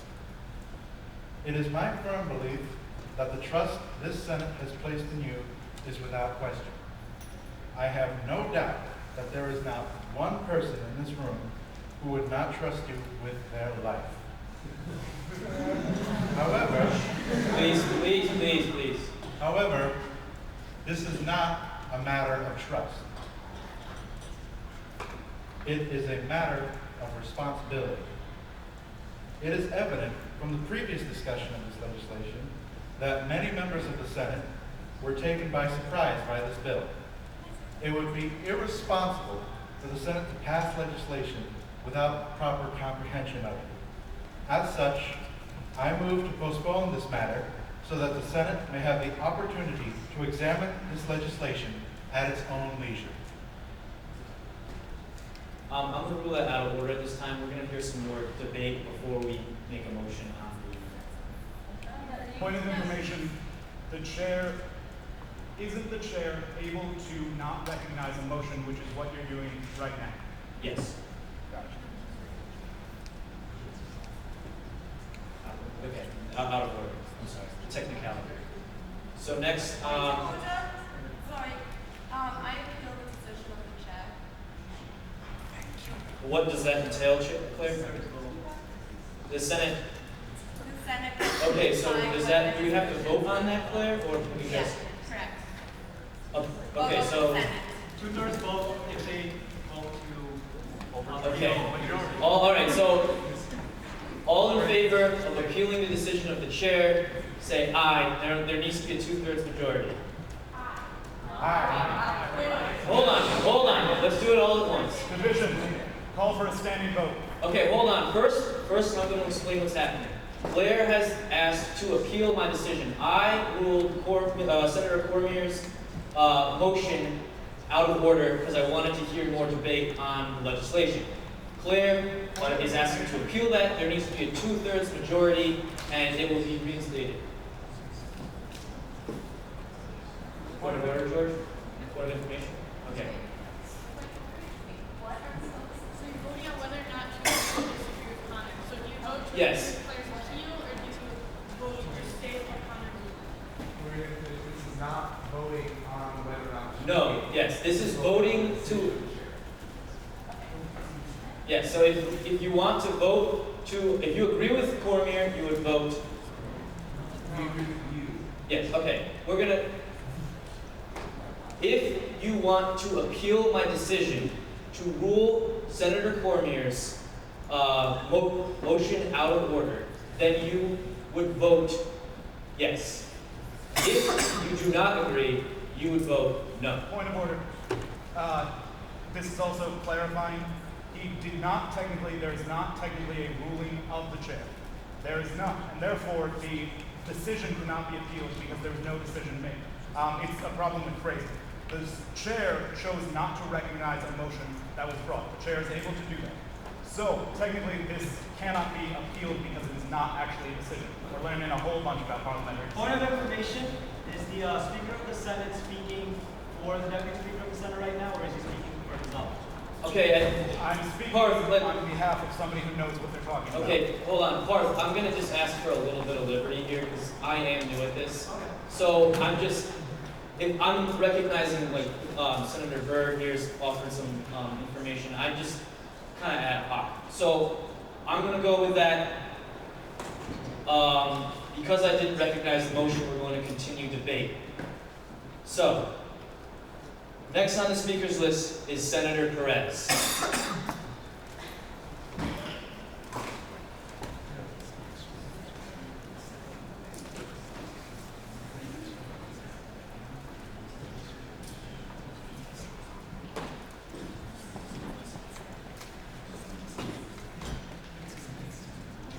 Okay,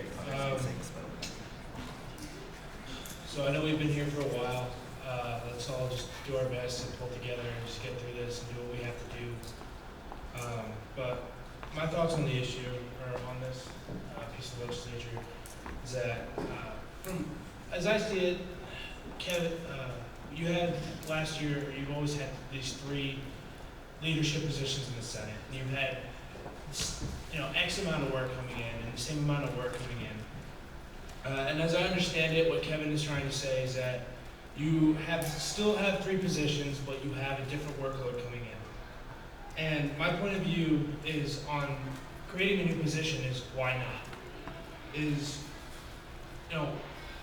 How is this going to inhibit forward progress of USG in any way, shape, or form? How would creating this position do anything but help the Senate run smoother? Is this going to affect you personally or your position personally when you wake up when you wake up tomorrow, or when you have to do what you have to do? Or is it literally only going to add another person to and more hands to do more work? And also ask yourself, I really want you guys to ask yourselves, are you going against this legislation because you really think it's a useless position, which even if it's a useless position, the only thing it can do is, again, add more hands to more work? Or are you doing it because of something personal? Make sure that you're making your decisions and you're saying the things you need to say based off of you're wanting to help USG not because of a personal background. Because the way it seems, at least to me, is that I see a lot of bickering or kind of personal attacks being thrown back and forth. And in formal Senate, I really just want to see business and have us get things done for our constituents and for our fellow student body. Senator Byrd.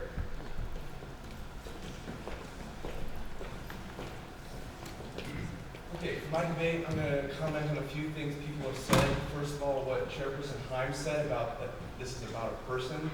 First of all, it's not. There's no names mentioned in the legislation. This is about a position who Speaker Alvarez already said who he would nominate, which I think is a whole different concern.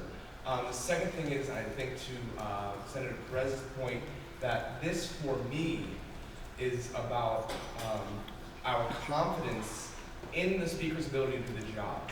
So we have a Speaker who says he needs help, which is fine, I understand it. My point of view is that we have 3 people to cover that job, and that's been spoken already. I just think that my concern with this piece of legislation is the Speaker is basically saying he's currently unable to fulfill the duty of his position. So first of all, and I'd like to also address how this legislation was presented to the Senate. Speaker Alvarez said that this isn't controversial. That was like one of the first things he said. Clearly that's not true. And clearly he says that just to get you to blindly accept this piece of legislation. I want you all to think about your personal belief on this legislation. Don't just say, oh, I'm going to accept this because Speaker Alvarez said it's not controversial. When Speaker Alvarez ran for this position, he was fully aware of the duties and responsibilities of that position. If he's now in this position and he can't handle it,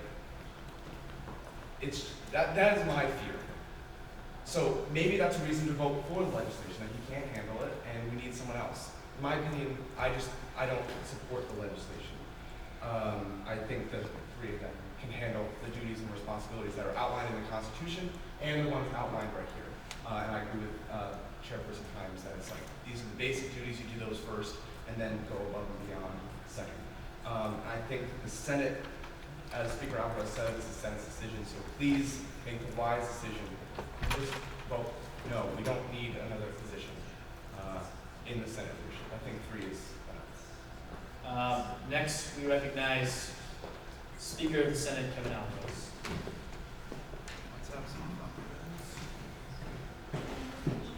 Yes, Seth.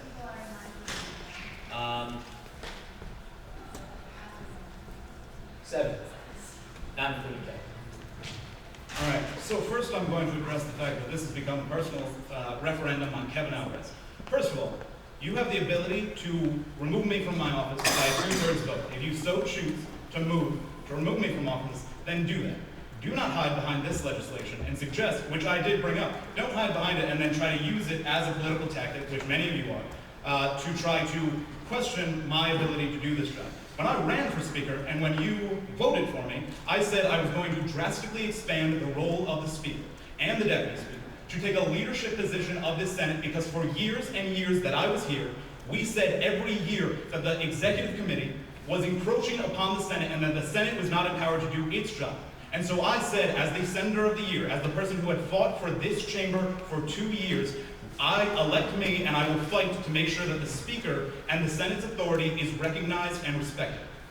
Next, I would like to address the fact that several chairpersons have come up and suggested mop the floor before anything else. First of all, this does not actually exclude most of the administrative, or take away the administrative role that I actually play in creating the agenda, in the minutes, in legislation, in all of that stuff. It doesn't take that away. 1, many of those things are still directly handled by me, and 2, I would still be handling those. I'm asking for help on handling those things, and the reason I'm asking for help is because I drastically expanded the role of the Speaker in this organization. Take, for instance, the fact that this year, I took point on filling seats. I said, I'm going to try to fill more seats in the Senate than any other time before. We had a 20% increase over last year, which was also the biggest Senate that we have ever had. So I kind of accomplished that, I would assume. Also, we closed the gender gap. Also, we did that very, very effectively and had the most contested seats ever. So when I said I'm going to do something, I've done it because this Senate elected me to do it. So if you have any questions in terms of my ability to lead the Senate, If you have a problem with it, please move to remove me from office. You have that power through a motion for a vote of no confidence, which I put into the Constitution when I was on Constitutional Review, specifically for the purpose that if you do not trust me, then you do not have to keep me as your speaker. Same with parliamentarian. That is your prerogative to do because I respect the authority of this Senate. 3, or I don't even know what number I'm on. So also, just so that we have a concept of the way that committees work, essentially think of Senate as a very large committee. I historically have had a deputy speaker that has always been essentially the vice chair of that committee. When I was a freshman, there were 4 committees. Each of them had a single vice chair other than External Affairs Committee. Now, we have 5 committees, each of which have 2 different vice chairs, one of which, Senator Byrd, fills the 3rd role as national liaison, because the chair of those committees saw a need for something else in those committees. They added to it, and they added to it unilaterally, by the way. And so me, in respecting the Senate, brought this forward to you because I wanted to know your thoughts on it, because I wanted to know your perspective on it. And I still believe that this is going to pass. And the reason that I said it was uncontroversial before was not to try to trick you. It was because I believe it's uncontroversial, as I phrased it before. I didn't say this isn't controversial. I said I don't consider it controversial because it is at a position that the chair of this meeting, who knows what he's talking about when running these meetings, says there is a need for it. What I will say, and one of the responses, the greatest response that I've gotten from this, is the concern that I had decided that it was going to be somebody before I held interviews. And the reason I did that was because there was a clear role for, a clear skill set that I was looking for with this role, and a clear person who filled it. I will, however, if this is passed, open it up to anybody who would like to apply. You are welcome to. Because I could be wrong, and I can recognize that I could be wrong, and there could be more people that would be able to fill this role. And you can say now that, yes, but you'll still pick Colin because you're biased. And I would be biased either way. Why? Because I know Colin, because I've seen the work he's done, because I know the activism that he has pursued, and because I know how tremendously good he would be at filling this role. However, I will not deny that other people might be able to. So I will recognize anybody who would like to apply for this position can do so. And so, again, I just also, with the judiciary's comments, again, Senate leadership is now essentially a committee of Senate. The chair... No, this would not be, this would fall under, the Senate can make through an act, make any internal change in the organization that they see fit, that is not already designated as somebody who is, as really any internal change they want. This is a temporary measure, because after 2 years, when many of us will be gone, this will expire. If you want to make it permanent, then you can put it in the bylaws, and I will respect that, and if it is a good position, then I would say yes to that. It would not be an amendment to the legislation because the legislation does not lay out anybody specifically for this. This simply would allow the speaker the ability to appoint a chief of staff for those administrative roles that I believe it is useful to have. And again, the political nonsense that's going on right now, I would just like to call attention to it because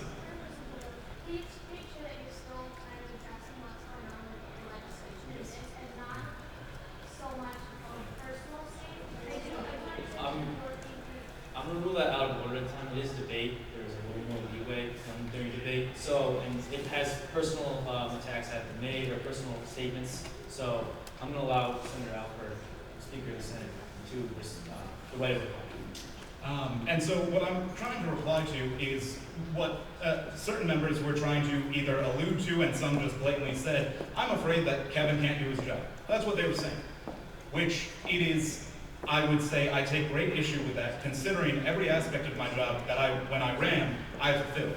I pushed on sexual assault, like I said when I ran. And I pushed on it because it is a larger issue than a single committee. And I said to the Senate, and I said to our constituents, I'm going to push on this issue. I'm not going to create this issue. I'm going to say to the Senate, this is something that we should pursue. And so I'm going to give you every avenue in order to pursue it. So something that Chairperson Convoy said, do you want the Senate leadership dictating to you your legislation? Absolutely not. And I'm not. I'm saying this is something that's vitally important that almost every member of this chamber, I would assume, would agree that we should do something about sexual assault, and so I pushed for it. When textbooks came up, it came up in my committee for Student Welfare Committee. It came up without me saying anything because they asked what my thoughts on it were, and I said, the Senate's interested in doing this, you can talk to Chairperson Lim on this, and that is how it went. So my role as Speaker, if you want to call it into question, call it into question. But if you actually look at the record of what I said I would do when you voted for me, and what I'm doing now is exactly that. And the same with the Deputy Speaker, and the same with the Senate leadership, because it was something that was seen as a need by the past administration, and is now actually taking effect. If you'd like to call into question the numerous vice chairs that every single chairperson has, except for Chairperson Hines, if you'd like to call into question Deputy Comptroller, what do they do? If you'd like to call into question the Deputy Chief Justice, what do they do? Then you have the prerogative to do that. But those people in their branches that they are the experts on are saying there is a need here. I am going to create this position. I said there is a need here that I perceive. I would like to convey that to the Senate so that they can make the decision on this. Because I respect the Senate, and as I ran for Speaker, I respect the Senate. So if I'm given one more time that I am unfit for my job, then move to remove me. That is it. Do not call into question because I'm saying this is a job that has significantly more work than it has ever had. It is a significantly bigger Senate than we have ever had. It is significantly more active than we have ever had, which every person in this room would recognize. Then call it into question in another way, because it is absolutely ludicrous for me to say, hey, because this is a huge role, I could use an administrative somebody to help administratively. It is ludicrous to then say, oh, well, he's not doing his job, he's unfit for it, he doesn't know what the job is. Well, you voted for me, and I'm doing everything I said I would do. So, I'm going to call the previous question because I think I cannot stand one more personal attack, which they have been personal attacks, even though they've been veiled. So I move to call the previous question.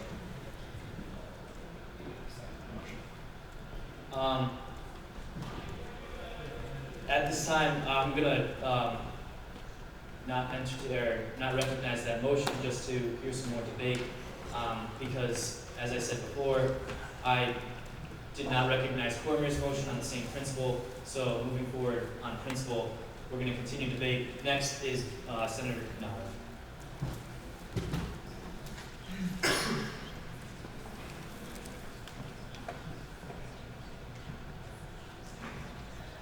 Just without taking a definitive position or making any sort of personal attacks or anything of that nature, just to discuss the legislation.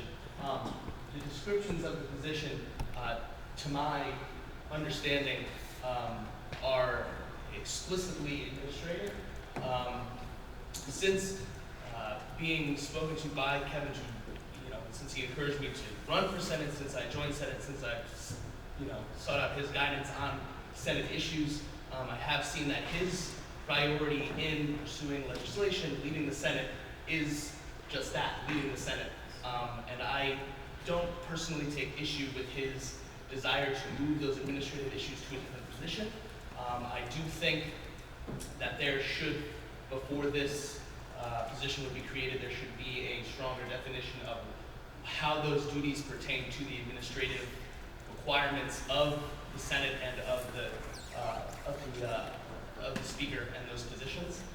But I personally do not believe that his desire to pass off those administrative duties in any way shows his inadequacy to fulfill the role. And I would encourage you all to think of Kevin's definition of leading the Senate and how administrative tasks would play into that mission.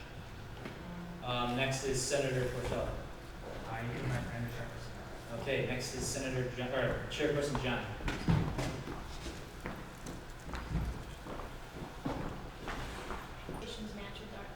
It is not our responsibility to sit there for 6 to 7 hours on a Sunday and pull things from the eye. Our jobs entail things that are not specifically laid out for us, and that includes administrative tasks. And I do understand that you are going from meeting to meeting, but so am I. And I'm doing other things as well. And I think, and the fact that you need help is totally okay, but responsible for preparing meetings, I think parliamentarian does that, well. She's preparing the meeting, she's running the laptop and the projector, whatever the case may be. Getting placards, printing, things like this, I don't think, based on this job description, you need to create a new position for. Stephen, my vice chair, helps, print and put together legislation. Again, our job is just to review it. So, I do understand what you're saying, and my other objection with this is that you have mentioned multiple times through conversation with Colin, I am going to be biased towards Colin. And I ask Senate to ask yourselves, are we we creating, this is something that Adam said, are we creating a job for a person, or are we creating a job for a person to fill? You know, that kind of is another thing that bothers me about this. And yeah, and I think, I don't want to french fry anyone, but this is not a personal attack on you.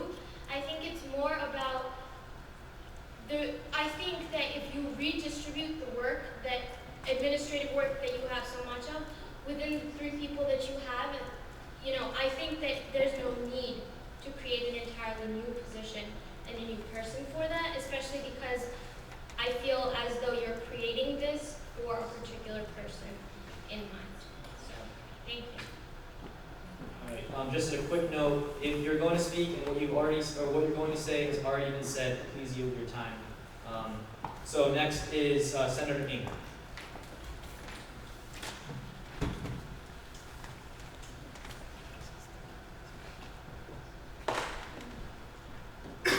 Hi guys. Sorry this is so long. I actually missed the Skype date an hour and a half ago, but you know, whatever. I just want to say, because there's a lot of everyone's talking about this and whatnot. This came from Kevin and I having a conversation about how Senate has not yet started on time, and on how the duties that I fulfilled as Deputy Speaker last year have been, dropped. It takes longer to do them. I just have a little bit more know-how because it's what I did primarily last year. And, I also speak a lot in metaphors and whatnot. And when you say someone is unable to clean up the mess, do the basic needs, people do, and this sounds a little odd. People, you hire someone to do it, you find someone to do it. If Kevin can't mop up the floor, he can hire me as a janitor to do it for him.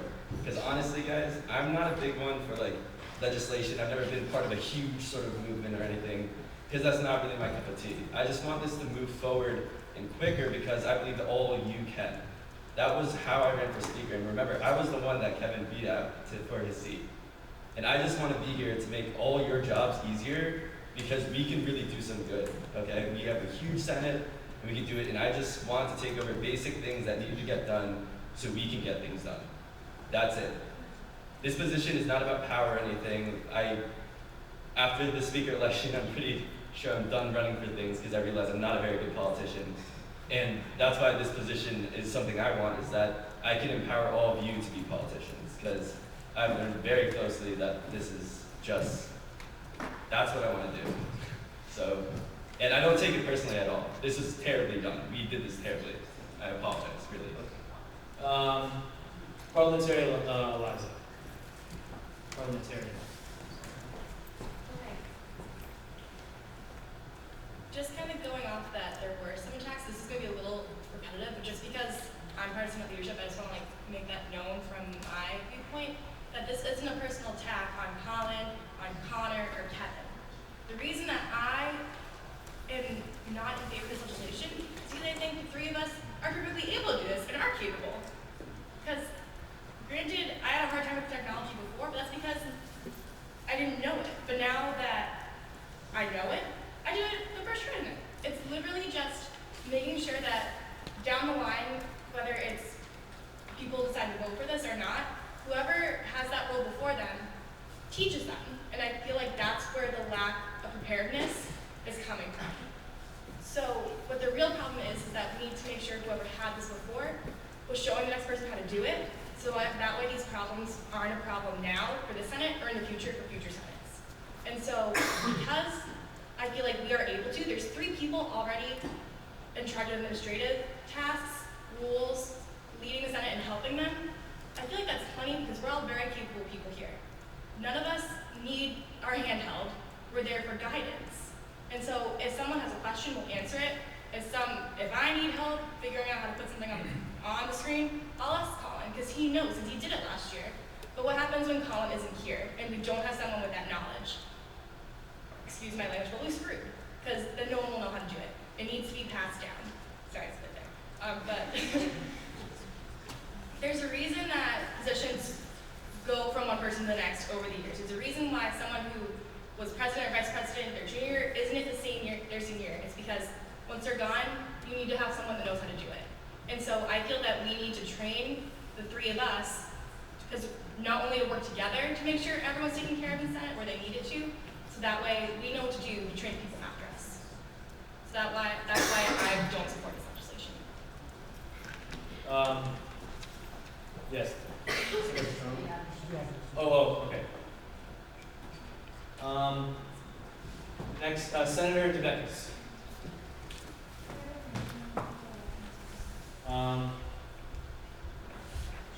Floor without repetition.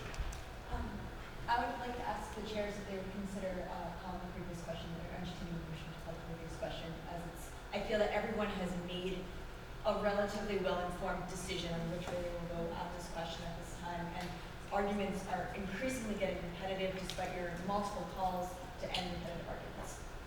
I'm going to recognize that motion. Is there a second? I'm going to give it to Senator Sponzo. All in favor, say aye. Aye. All opposed? Any abstentions? So we have recalled the previous question. Okay. So now we are going to move to vote on the legislation. All in favor of this legislation, say aye. Aye. All opposed? Nay. Division. We have a division. Okay, all in favor, please stand.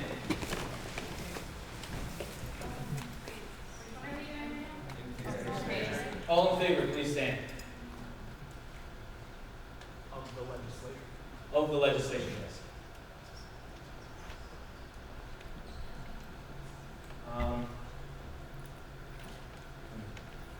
Farther down.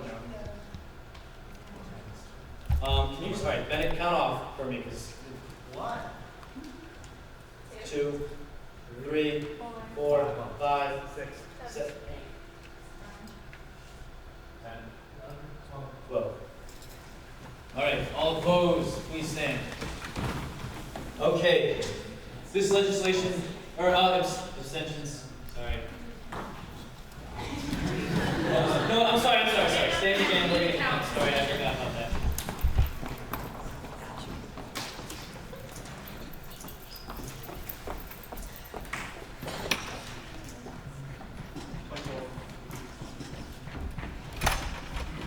Okay, you guys can sit. All abstaining?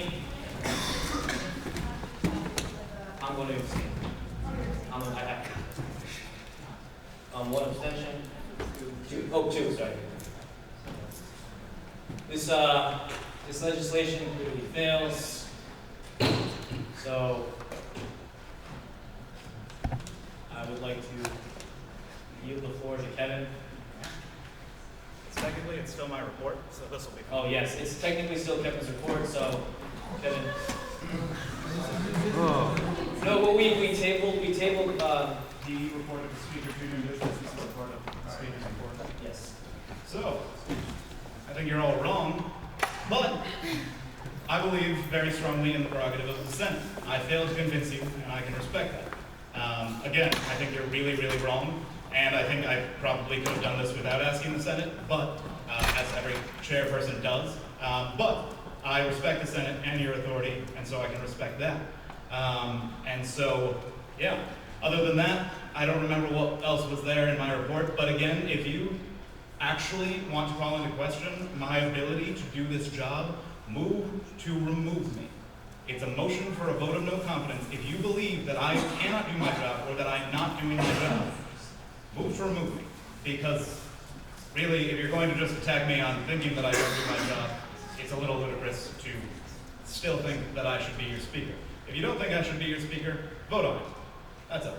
Okay. Oh, are there any questions for the speaker? Yeah, I have a question. Yes, Claire. I think that there just needs some clarifying on that legislation. If you could maybe explain, now that that failed, I think everyone would benefit from you now saying how those duties will be done. And I agree with President Price. I think those duties will remain the way that I've been doing them, because I have been doing them. It just has caused the amount of scrambles that start this Senate and have caused various other things that I wanted to help alleviate. But I think it'll probably be, I will talk to the Senate leadership, particularly Parliamentarian Conrad, because I think of the Senate leadership, there's the most time that could take up this role there. But again, I believe this was necessary, you do not, and so the Senate leadership will take care of it as we have always taken care of it. And so, yeah. Any other questions? Chairperson Hines. This is a question, so don't get me out before I turn into a question. So, going off of the field legislation, would you be willing to have Colin, Senator Ng, create some type of document as a training document so that his expertise is not lost because of this field legislation, but can continue on? Like, I feel like it's kind of an extension of the legislation, just not a position. So he could create a training booklet for Senate leadership. So moving forward, when you all are gone, who knows what's going to happen in 8-10 years if anyone's going to be competent as we are. There's a book that describes exactly what the responsibilities are, exactly how to do it, when it should be done. That way, we don't run into a problem like this where we're disagreeing in the middle of the year. Those qualifications and those expectations can be laid out before anyone applies for the position or runs for the position in your case. I would say, I think I'm absolutely going to be working with Colin Ng on any of the gaps that I've seen that have arisen. However, I think the bulk of this was not necessarily training because I do know how to do all of these things. It was more because I have significant other things to do that are also administrative tasks. These were the ones that Colin Ng had particular experience in and wanted to take on, and that's why I wanted his experience and his interest in doing them to do it. But I will absolutely be working with Colin Ng to try to develop some more stable form of actually all of these, how the exact process is going. Because when I stepped in as speaker, I was not the deputy speaker. I did not have the training or all of the know-how on every single thing administratively that the speaker did. I knew what I believed this job was and should be, but I did not have that administrative knowledge, so I think I would absolutely be working with Colin Ng on creating something like that. Are there any other questions? Okay, seeing none, then we'll take the chair. Thank you, Connor. Also, can we just address the fact, because I have the floor so I can say whatever I want, can we address the fact that that was his first Senate and I have never seen a deputy speaker like actually do that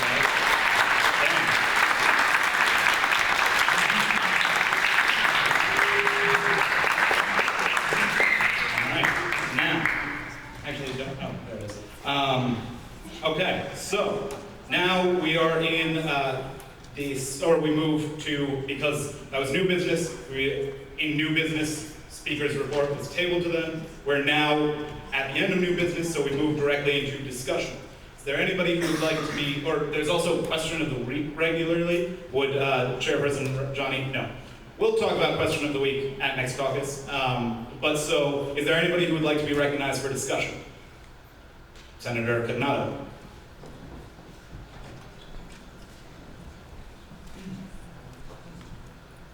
Just quick, and this could be a yes or no question because I'm not sure on what the rules are. Would there be any sort of constitutional issue with people such as Senator Ng or anyone who wished to volunteer to help out with any of the roles that you spoke of in that staff position without obtaining that staff position?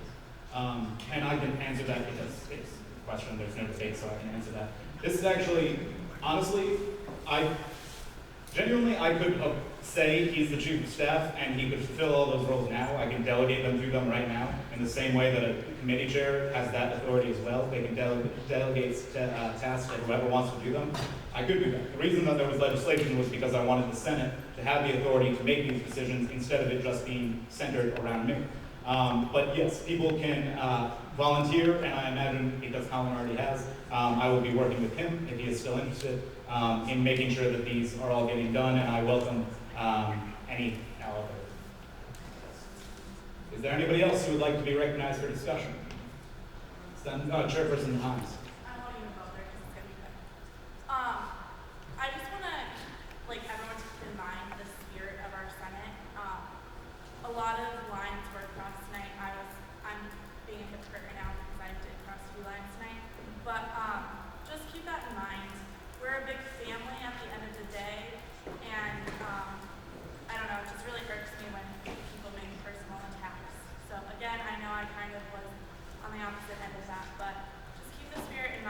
move forward.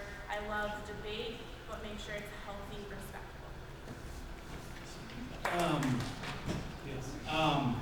I have to give you a reminder from Chairperson Johnny and the rest of the exec to make sure that you are fulfilling the question of the week, because I think we haven't been as laying that out as clearly as we could have or should have. We will be discussing that at caucus and beyond that. Yes, Senator. Yes, it is supposed to be done in your office hours to obtain the answers from people. Also, you can do it outside of your office hours as well, because you should be talking to your constituents and learning these things. I actually, because I'm having some trouble with the authority that I have in actually chairing these meetings, I'm going to put it up to a vote. So I'm going to move for a vote of no confidence. And the reason that I'm going to do that is because I want you to vote right now if you still want me as your speaker. And if you do not, then you should have a new speaker election. So I move for a vote of no confidence. No, can we just go home? Okay, the chair now does not recognize that motion. We are going to move into announcements. If there's no more discussion. Is there anybody who would like to be recognized for announcements? All right. Cool. All right, so we're going to go Magnabo, Patron, Price. Price for last. Price lost. Okay, Price last official. But yeah, so Magnabo. All right, just real quick, if you guys are missing placards, come up to me afterwards, because I know a bunch of you guys don't have placards yet, so just tell me I'll make them. And next is Patron. This is just a quick announcement. Yeah, just for those of you who would like to meet with the candidate for Lieutenant Governor, Heather Summers, you should email Adam as soon as you can to try to meet with USG. But if you aren't selected, because there are limited numbers, the College of Republicans is going to be hosting a meet and greet with her at 1 o'clock. It's right before the USG meeting. She'll actually be, shaking hands and speaking with students. There isn't a room for that yet. We're going to be booking that tomorrow. We're going to be finalizing that tomorrow. So if you have interest in that, Blessings Council, and isn't able to meet with her with USG, you can let me know. Please do. I'll be happy to. He's at the end. All right, next, Chairperson Johnny. I urge you guys to come to my meeting. Not just like to join my committee or anything, but I think it'll be really beneficial for you guys to see how it works because of all the confusion of legislation. And I did want to say in my report that I apologize for the confusion and the miscommunication, and we're working on it. Except not next week, because next week we're going through. But after that, on Tuesdays at 7 o'clock, please try to stop by. You can tell them. Next, is there anybody else who would like to be recognized for announcements? Is President Price still interested? Yes. All right, go ahead, President Price. I have an announcement. I would like to yield the floor to Ed so he can say hi. Yes.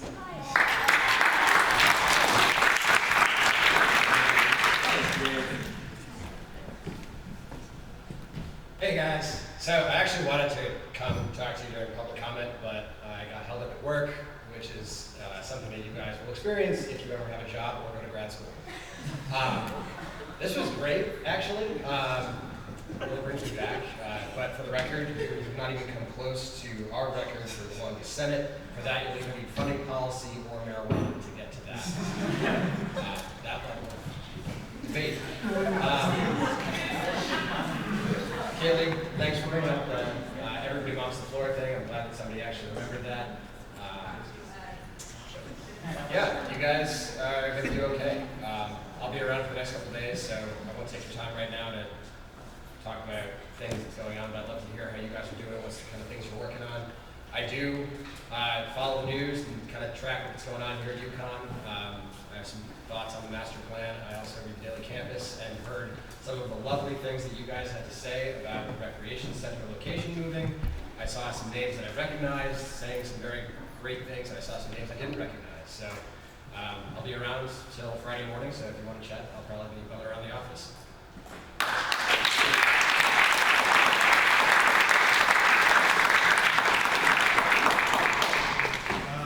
I'm guessing nobody wants to be recognized for announcements. And, William Cormier. Not really announcements,